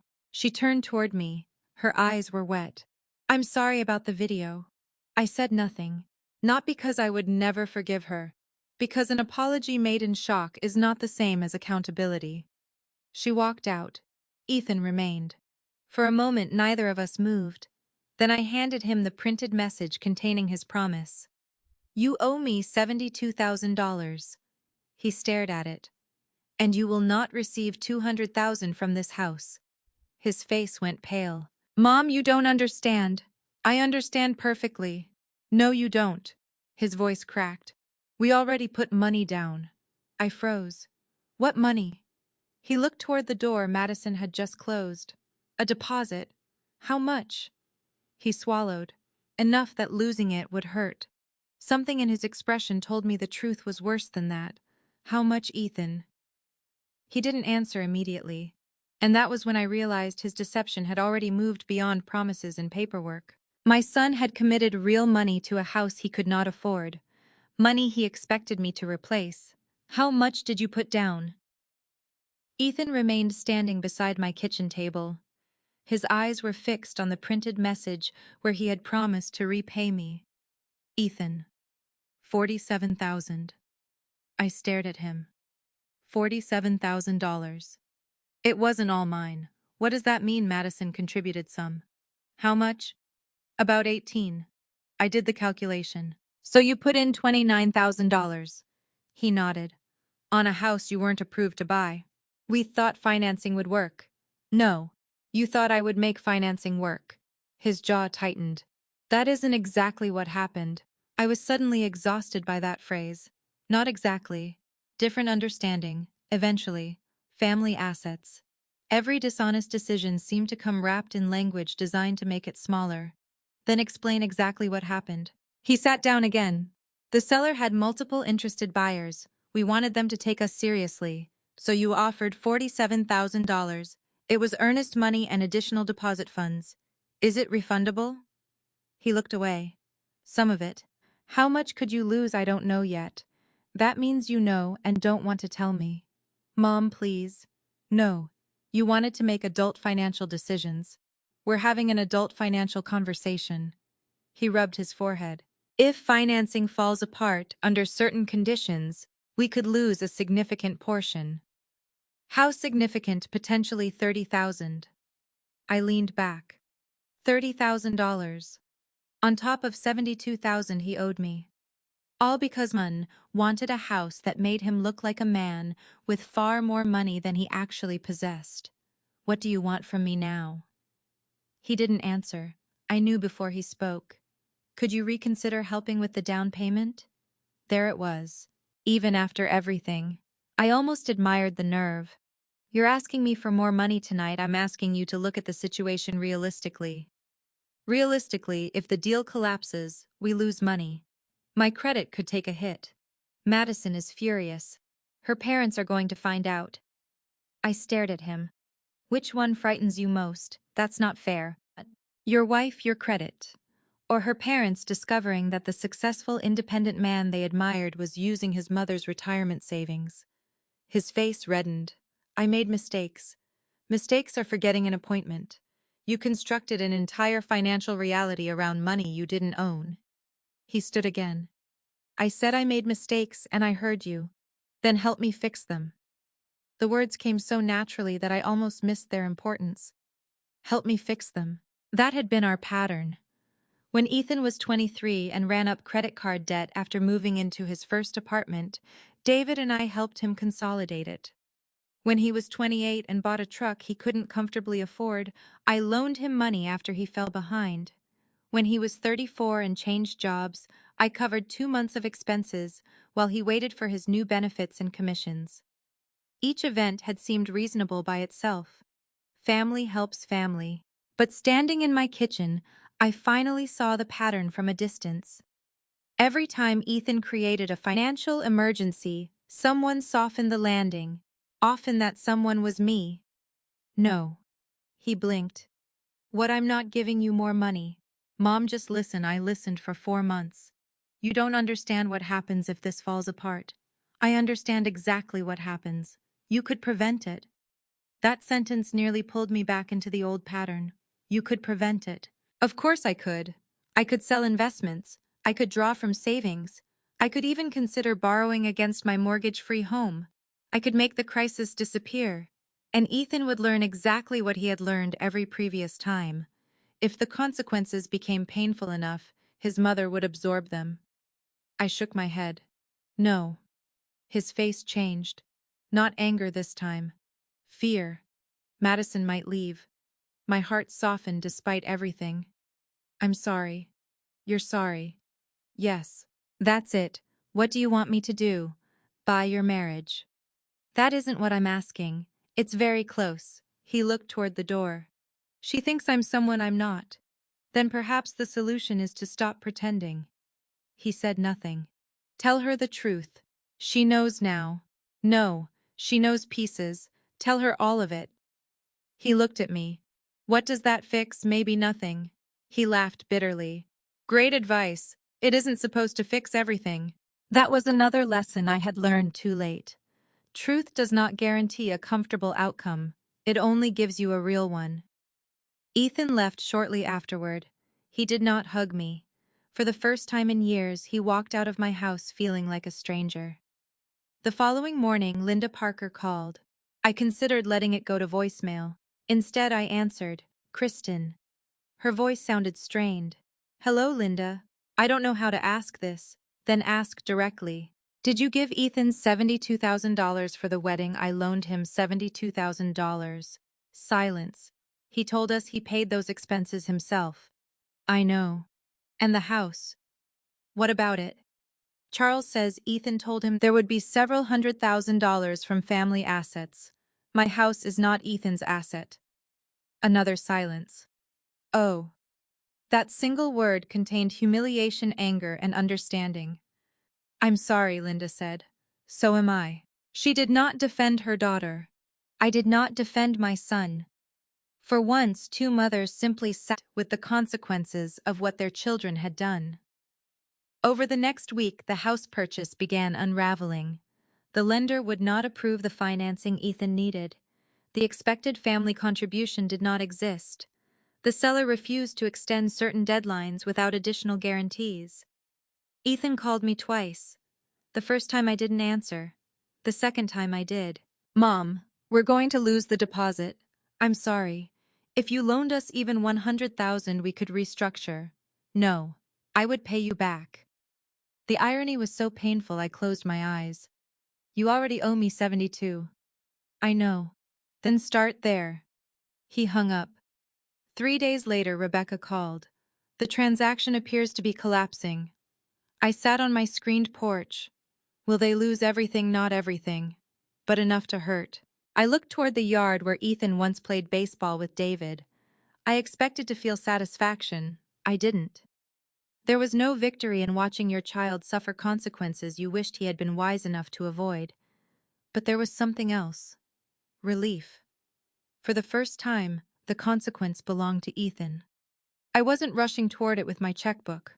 I wasn't placing my retirement between my son and the lesson his choices had created. That evening, I opened the old desk in David's study. I was searching for an insurance document Rebecca had requested. Instead, I found a small envelope beneath a stack of estate papers. My name was written across the front in David's handwriting. Kristin, if you ever need reminding. My hands began to tremble. I sat in his old chair and opened it. Inside was a letter. The first line read, "If you're reading this because you're afraid protecting yourself will hurt Ethan, remember that rescuing someone and loving them are not always the same thing." I stopped breathing. David had written those words years before his death. And suddenly I realized the trust he had created might contain more than legal protection. It contained a warning from a father who had understood our son better than I wanted to admit. I read David's first sentence 3 times. If you're reading this because you're afraid, protecting yourself will hurt Ethan, remember that rescuing someone and loving them are not always the same thing. The paper trembled in my hands. For 6 years I had believed I knew every meaningful thing my husband had left behind. His clothes had been donated slowly, because I could not bear to empty the closet all at once. His tools remained in the garage. His watch sat in my dresser drawer. His handwriting survived on birthday cards I still kept in a box. But I had never seen this letter. I continued reading. David wrote that he loved Ethan more than he could explain, but love did not require blindness. He reminded me of things I had nearly forgotten. At 22. Ethan had borrowed money from us after spending most of his savings trying to launch a small online business with a friend. At 28 came the truck. Later came the period between jobs. Each time Ethan had been embarrassed. Each time he promised to become more responsible. And each time David and I helped. David wrote, "Our boy is not bad, Kristin, but he has always believed the next good month will repair the last bad decision." I pressed my fingers against my lips. That was Ethan. Even now, the bonus would repay the wedding loan. My house would solve the down payment. Future inheritance would justify present spending. Tomorrow was always being asked to rescue today. David's next words hurt even more. "You have the softer heart between us. That is one of the reasons I love you. It is also why I worry Ethan may someday come to you with a problem he created and make you feel that saying no means you failed as his mother." I stopped reading. The room blurred. "Oh, David." I whispered his name as if he might answer from somewhere nearby. He had seen it. Not the wedding, not Madison, not the house, but the pattern. And he had understood something about me too. I had always measured motherhood partly through usefulness. Could I help? Could I solve it? Could I make things easier? When Ethan hurt, I wanted to remove the hurt. That instinct had seemed like love. Sometimes it was. Sometimes it prevented him from learning that choices have weight. I finished the letter. David wrote that the trust was designed to make sure I could never be pressured into sacrificing my security because of Ethan's financial decisions. He reminded me that everything we had built was meant first to protect the surviving spouse, me. Only after both of us were gone was Ethan supposed to inherit. Then came the sentence that finally broke me. "Kristin, if I go first, please keep living like your life still belongs to you." I lowered the letter and cried. Not delicately, not quietly. I cried the way I had after David's funeral, when the casseroles stopped arriving and everyone else returned to normal life, while mine remained split into before and after. For 6 years I had thought preserving what David and I built meant eventually handing it to Ethan intact. But that was not what David had wanted. He wanted it to protect me, my life, my independence, my remaining years. The next morning I called Rebecca. I found something David wrote. I brought the letter to her office that afternoon. She recognized it immediately. I wondered whether you still had this. I stared at her. You knew David wrote it when we updated the trust. Why didn't you tell me? He asked me not to make it part of the legal file. It was personal. He said if you ever needed it, you would find it among the estate documents. I looked down at the paper. He knew Ethan might do this, no. Rebecca's answer was immediate. I did not predict this situation. That mattered to me. I did not want to rewrite David into a prophet who had secretly distrusted our son. Then why the protections? Because David understood financial behavior. Rebecca folded her hands. He loved Ethan. But he also knew Ethan could be impulsive, especially when pride was involved. I nodded. That sounds familiar. The trust wasn't punishment. I know. It was protection. Primarily for you. Rebecca pulled out the documents. This time she explained them slowly. While I was alive and mentally capable, I remained in control. I could sell the house, keep it, invest, move, spend money, travel, change beneficiaries within the limits of the documents. Ethan had no authority to demand distributions, no authority to pledge the property, no authority to use my home as collateral. He has no present ownership interest he can control, Rebecca said. I looked at the pages. So when Ethan said he would inherit the house someday, he was talking about an expectation, not a right today. Correct. I sat back. For weeks I had been thinking about Ethan's behavior primarily as a betrayal. Now I saw another danger. If I did nothing, his assumptions would survive. Maybe he would repay the $72,000 eventually. Maybe his marriage would recover. Maybe he would apologize. But unless something changed, he could continue viewing my estate as a future financial safety net. I looked at Rebecca. I want to update the plan. She nodded without surprise. What are you thinking? I don't want to disinherit him. All right. He's still my son. I understand. But I don't want him believing there's a giant check waiting for him simply because I die. Rebecca leaned forward. Then we can restructure how any future inheritance is distributed. I listened. For the first time, changing my estate plan did not feel like revenge. It felt responsible. What about the $72,000? You have strong evidence. It was a loan. The texts. The texts transfers timing, and his repeated written acknowledgement. Can I formally demand repayment? Yes. I looked down at David's letter. Part of me still resisted. Sending my own son a legal demand felt cold. Then I remembered Ethan sitting at my kitchen table, asking for another $100,000 after everything had been exposed. He did not need another rescue. He needed a boundary he could not reinterpret. Do it, I said. Rebecca studied me. Are you sure? Yes. She began making notes. I stopped her. One more thing. What if I restructure the trust? I want part of my estate to do something useful. What do you have in mind? I thought about women my age. Widows. Mothers. Women who had spent their lives caring for families and suddenly found their generosity being treated as access. I want to help older widowed women facing financial exploitation.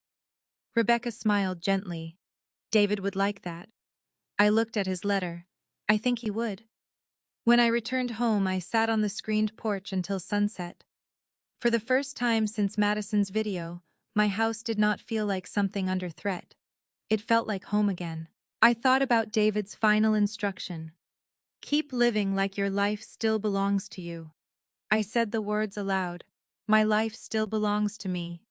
And something inside me settled. I was not taking Ethan's inheritance away. I was correcting the assumption that it had ever belonged to him in the first place. The next morning, Rebecca would begin drafting the changes. And when Ethan eventually learned what I had done, he would discover that the future he had already started spending no longer existed in the form he expected. 2 weeks later, I sat across from Rebecca with a pen in my hand and changed the future Ethan had already started spending. There was no dramatic courtroom, no shouting, no moment when I crossed my son's name out of a will. That was never what I wanted. Ethan was still my only child. I still loved him. But love and unrestricted access were no longer going to mean the same thing. Rebecca placed the revised documents in front of me. Before you sign, she said, I want to make sure you understand exactly what we're doing. I do. Tell me anyway. I almost smiled. David would have liked that. The house and other trust assets remain under my control while I'm alive. Correct. I can sell the house if I choose. Yes, I can keep it until I'm 95 if I choose. If you're still running those stairs at 95, I'll personally congratulate you. I laughed for the first time that morning. Then I continued. If Ethan eventually inherits from me, his share won't automatically arrive as one unrestricted lump sum. Correct. Instead, Rebecca had structured safeguards. Ethan could receive distributions under defined terms, but he would not simply gain immediate access to everything because I died. The goal was not to control him from the grave, it was to prevent the same impulsiveness that had created the current disaster from consuming whatever I eventually left behind. I looked at his name in the document. There was sadness in seeing legal language where trust had once been enough. But trust without evidence had cost me $72,000, and almost much more. What about the charitable provision? Rebecca turned several pages. A portion of my estate would eventually support a Virginia nonprofit program assisting older and widowed women facing financial exploitation, housing insecurity, or coercion from relatives. I ran my finger beneath the paragraph. This feels right. Rebecca nodded. You're sure about the percentage? Yes. I thought of women who might be sitting at kitchen tables, just as I had listening to someone they loved explain why surrendering money was proof of love. Maybe my experience could eventually become protection for someone else. I signed. Rebecca notarized the documents. When it was finished, I expected to feel powerful. Instead, I felt peaceful. That surprised me. Revenge is noisy. A boundary can be almost silent. Then Rebecca reached for a second folder, the repayment demand. My stomach tightened. This part was harder. She had prepared a formal letter, documenting the $72,000 loan, the transfers, Ethan's written promise, and a proposed repayment schedule. You don't have to send it today, she said. Yes, I do. Kristin. If I take it home, I'll start thinking like his mother instead of like the person he owes money to. You are both. I know. That's the problem. Rebecca studied me for a moment. Then she nodded. I'll send it. Ethan received the letter 3 days later. I knew because he called me at 7:14 that evening. I watched his name appear on my phone. For a moment, I considered letting it ring. Then I answered. Hello. You sent me a legal demand. No greeting. No mom. Yes. You hired a lawyer against me. Rebecca has been my attorney for 20 years. You know what I mean. I know exactly what you mean. His voice rose. This is humiliating. I looked around my living room. That word seems important to you lately. What is that supposed to mean? You were worried about being humiliated in front of Madison's family. Now you're humiliated because your mother documented a debt you promised to repay. I said I'm going to repay you. Good. Then the letter should not be a problem. I can't meet that schedule right now. Then respond to Rebecca with what you realistically can pay. Silence. Then he said, Madison and I lost $26,000 on the house. I closed my eyes briefly. I'm sorry. She's barely speaking to me. I'm sorry about that too. Her parents think I'm a liar. I said nothing. Do you? That question caught me off guard. Do I what think I'm a liar? I sat down. You lied to me. That isn't what I asked. Yes, I said quietly. Right now I do. He inhaled sharply. Hearing it hurt him. Saying it hurt me. But neither feeling made the statement untrue. I'm still your son. I know, you're treating me like a debtor. You are a debtor. That's cold. No, Ethan, it's accurate. He was silent for several seconds. Then his voice became bitter. Fine. Maybe I should know exactly where I stand. Did you change the trust too? I froze. How do you know I know you? Apparently he did. Or perhaps he finally understood that something fundamental had shifted. Yes. Another silence. So I'm disinherited. No. He sounded surprised. No. No. Then what did you change? I'm not discussing every detail of my estate with you. It affects me. There it was again. I closed my eyes. My estate does not affect you today. Eventually it does. Eventually is the word that created this entire problem. He said nothing. When I die, whatever remains will be distributed according to my wishes. Until then, it is my money, my property, and my responsibility. I can't believe Dad would have wanted this. That hurt. For 1 second, I nearly told him about David's letter. I stopped myself. The letter had not been written to win an argument. It had been written for me. Your father wanted me secure. You're using him to justify punishing me. No. I'm refusing to use him to excuse you. Ethan breathed heavily. Then he said, I have to go. The call ended. I sat there holding the phone. I cried afterward. That matters. People sometimes imagine boundaries as triumphant moments when everything suddenly becomes easy. Mine weren't.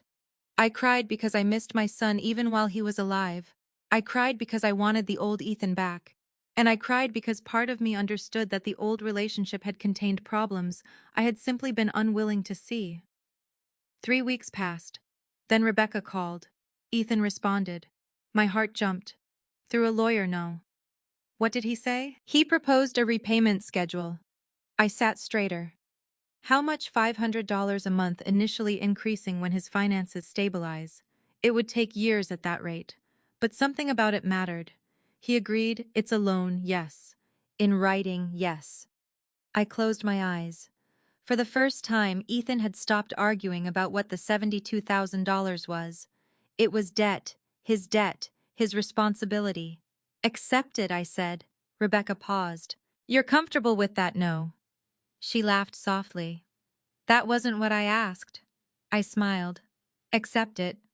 The first $500 payment arrived the following month. I looked at the deposit notification for a long time. It was less than 1% of what he owed.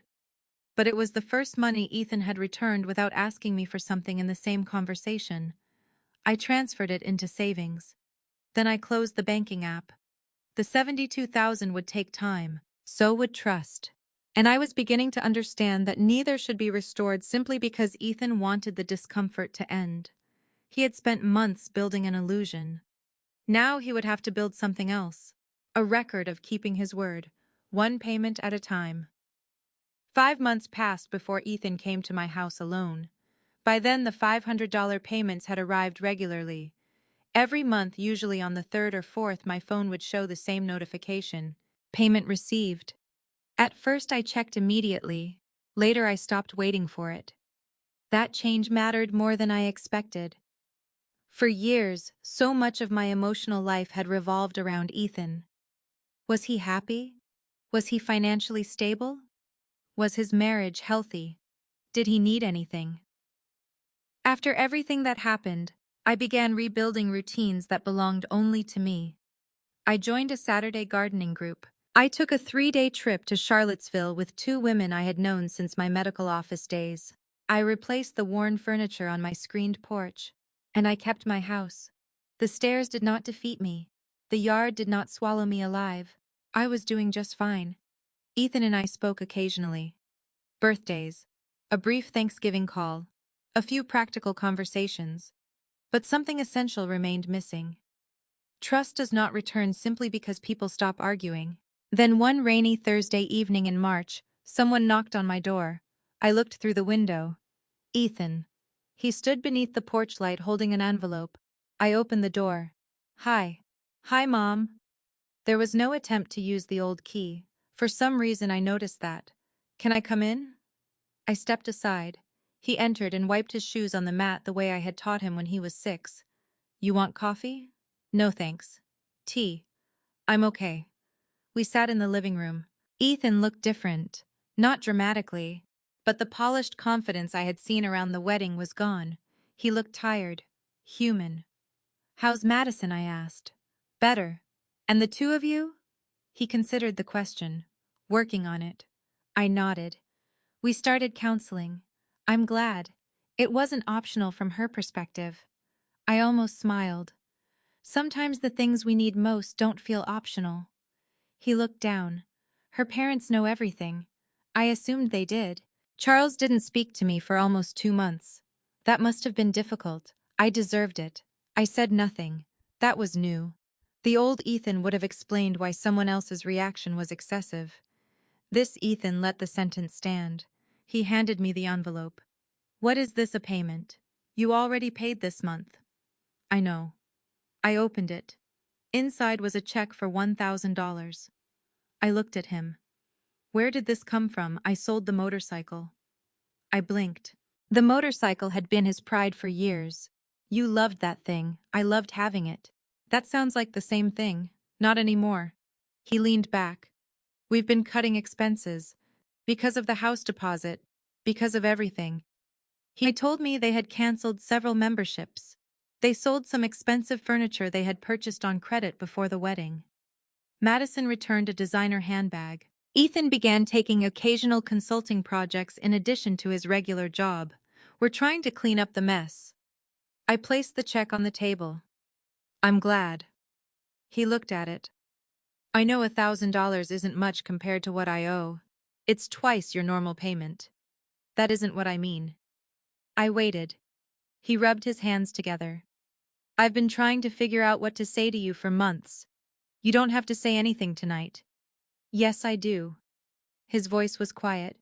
"I kept thinking if I apologized correctly, you'd forgive me." I felt my chest tighten. And that's still me trying to control the outcome. I looked at him carefully. Counseling, I thought. Someone had been asking my son uncomfortable questions. He continued. "I lied to Madison because I wanted her to think I was more successful than I was." I nodded. "I lied to her parents because I wanted Charles to respect me."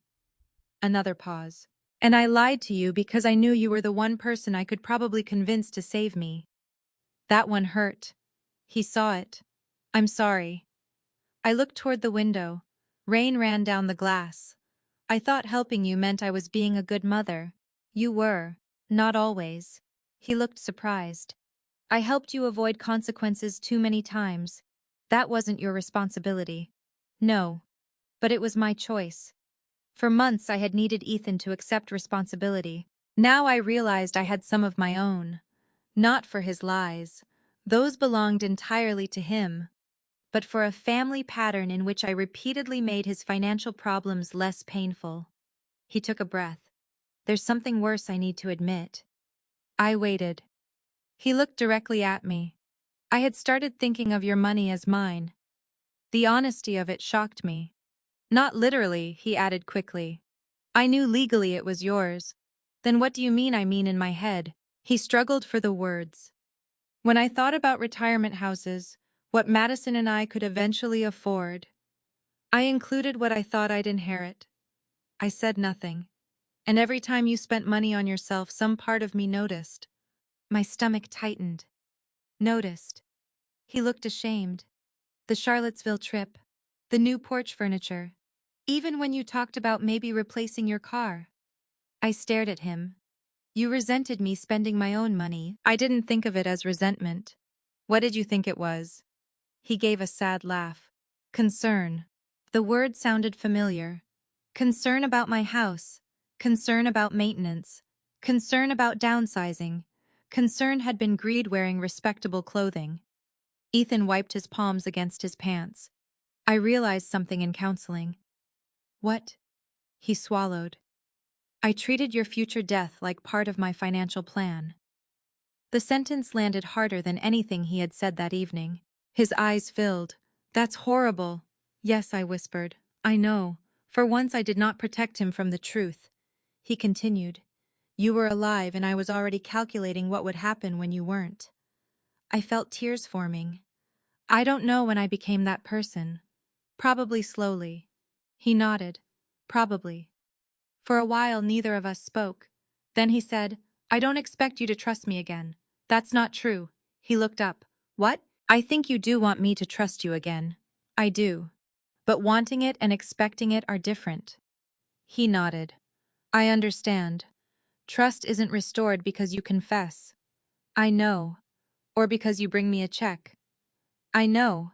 It comes back if your behavior stays different long enough for me to believe the difference is real." He looked at me. How long I almost smiled. "That question is exactly the problem." He lowered his eyes. "Right. I reached across the space between us. For the first time in months, I placed my hand over my son's. I did not tell him everything was forgiven. I did not promise things would return to normal. I had learned that sometimes normal is exactly what needs to change. But I squeezed his hand. He squeezed mine back. When Ethan left, I stood at the door watching him walk toward his car. Mom. He turned. Yes, I'm glad you changed the locks. I raised an eyebrow. I gave me a small, embarrassed smile. I wasn't when you did it. I know. But I think I needed to learn that being your son doesn't mean every door automatically opens for me. My throat tightened. Good night, Ethan. Good night, Mom. I closed the door. The $1,000 check remained on my coffee table. It was nowhere near enough to repay $72,000. But that evening I understood that the debt between us had never been purely financial. Money could be returned according to a schedule. Trust had no schedule. And for the first time since the wedding, my son was no longer asking me when everything would be fixed. He had finally begun doing the work, without demanding a deadline, for forgiveness. 18 months after Ethan's wedding, my phone showed a banking notification I had once wondered whether I would ever see. Final payment received. I was standing in my kitchen when it arrived. The same kitchen where Ethan had asked me for $72,000. The same kitchen where he and Madison had tried to convince me that my house was too large, my stairs too inconvenient, and my equity too useful to remain mine. I opened this banking app. The balance was there. Every dollar Ethan had borrowed had finally been returned. He had accelerated the payments dramatically during the previous year. The consulting work became regular. He sold the motorcycle, gave up an expensive leased vehicle, and redirected part of a work bonus toward the debt, instead of using it to restore the lifestyle he and Madison once tried so hard to display. For the first time, the bonus he had promised me actually arrived, and this time he used it to keep his word. I thought I would feel triumphant. Instead, I simply stood there. $72,000 had returned to my account. But I was not the woman who had originally transferred it. That woman believed generosity automatically strengthened relationships. I knew better now. Sometimes generosity reveals a relationship. Sometimes a boundary saves it. My phone rang. Ethan. Did you see it? I did. That's the last one. I know. He was quiet. Then he asked, can Madison and I come over tonight? Of course.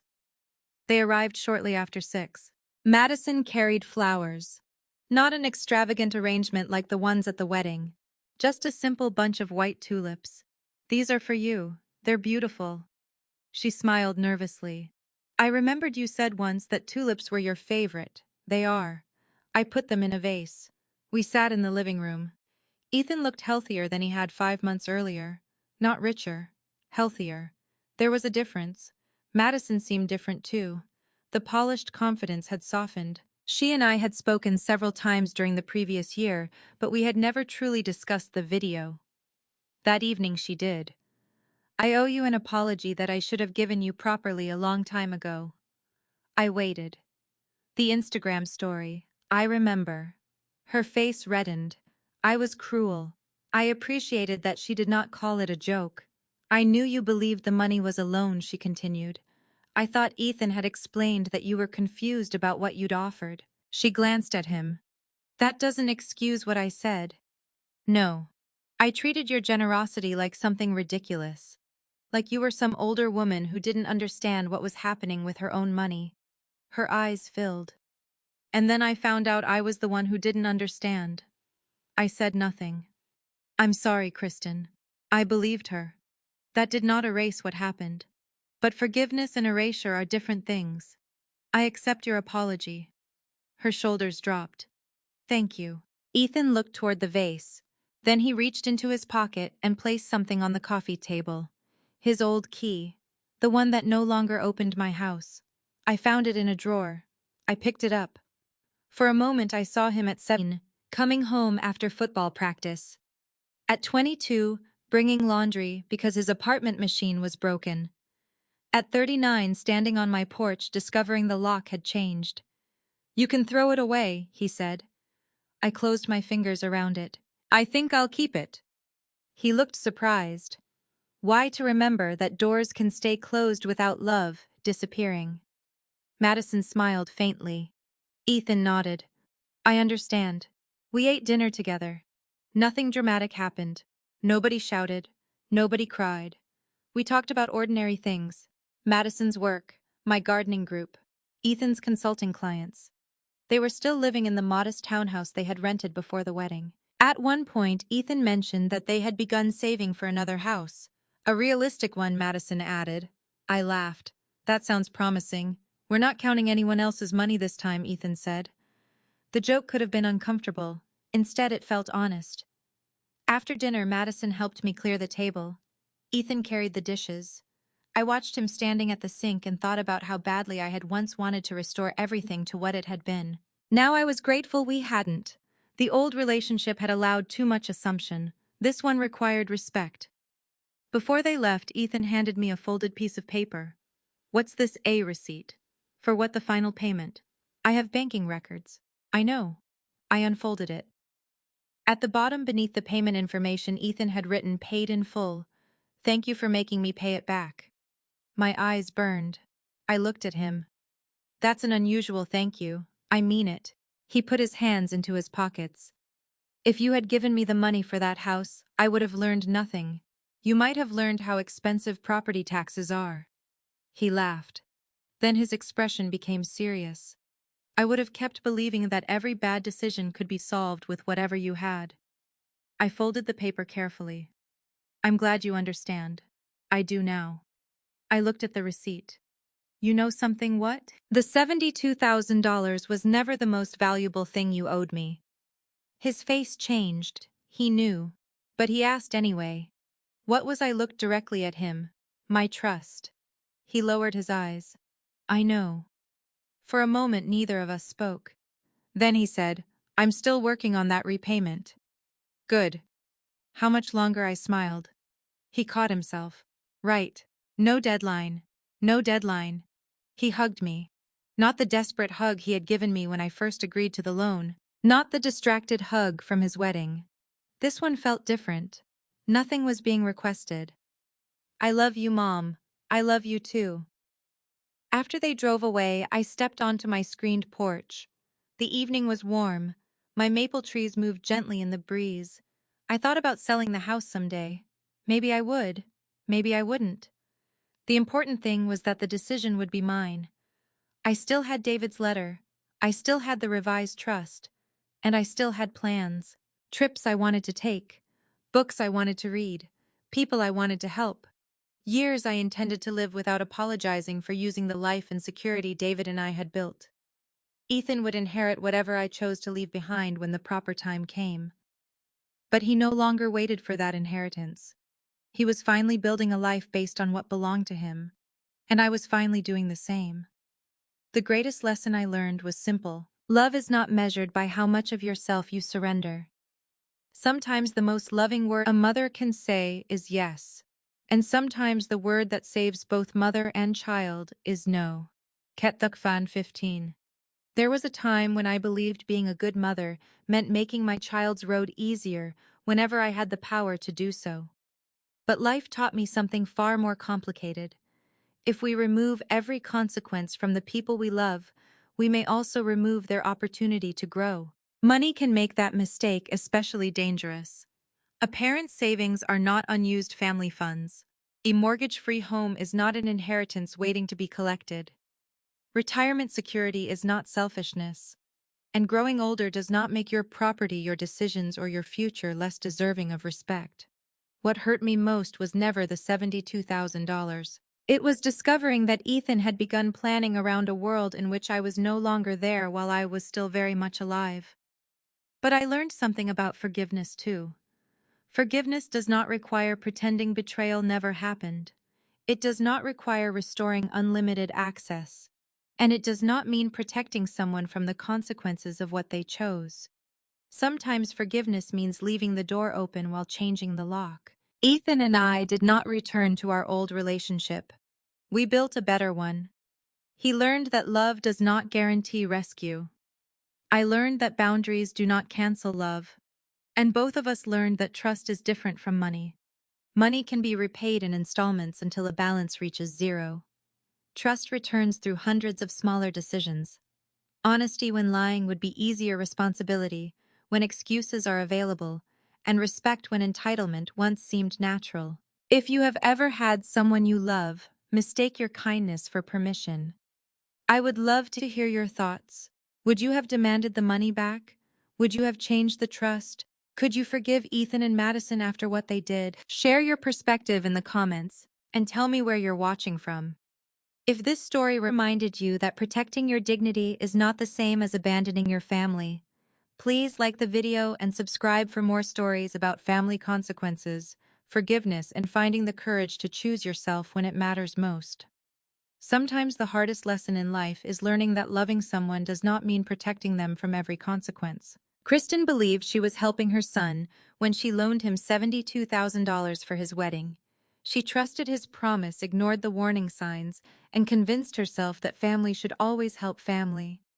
But when she discovered that her generosity had been transformed into an expectation, and that her son had begun planning his future around her home and her eventual inheritance, she finally understood something. Many parents learn too late. Kindness without boundaries can slowly become permission. Kristin's greatest victory was not getting her money back. It was reclaiming her voice. She learned that saying no does not make you selfish. Protecting your retirement does not mean you love your children less. Keeping control of your home does not mean you are denying your family. And setting boundaries does not close the door on forgiveness. Sometimes boundaries are exactly what make genuine forgiveness possible. Ethan also had a lesson to learn. He discovered that an inheritance is not ownership, a promise of future wealth is not present money, and love cannot be measured by how much someone is willing to sacrifice for you. Most importantly, he learned that trust is earned through consistent actions, not demanded because someone shares your last name. Perhaps the most beautiful part of Kristin's story is that she did not choose revenge. She chose accountability. She did not destroy her relationship with her son, but she refused to rescue him from the consequences of his own decisions. In doing so, she gave both of them something more valuable than money, a chance to build a healthier relationship based on honesty, respect, and responsibility. If this story touched you, I'd love to hear your thoughts. Have you ever had to set a difficult boundary with someone you love? Do you believe saying no can sometimes be an act of love? Share your feelings and perspective in the comments. And if this story reminded you that protecting your dignity is never selfish, please subscribe to the channel for more.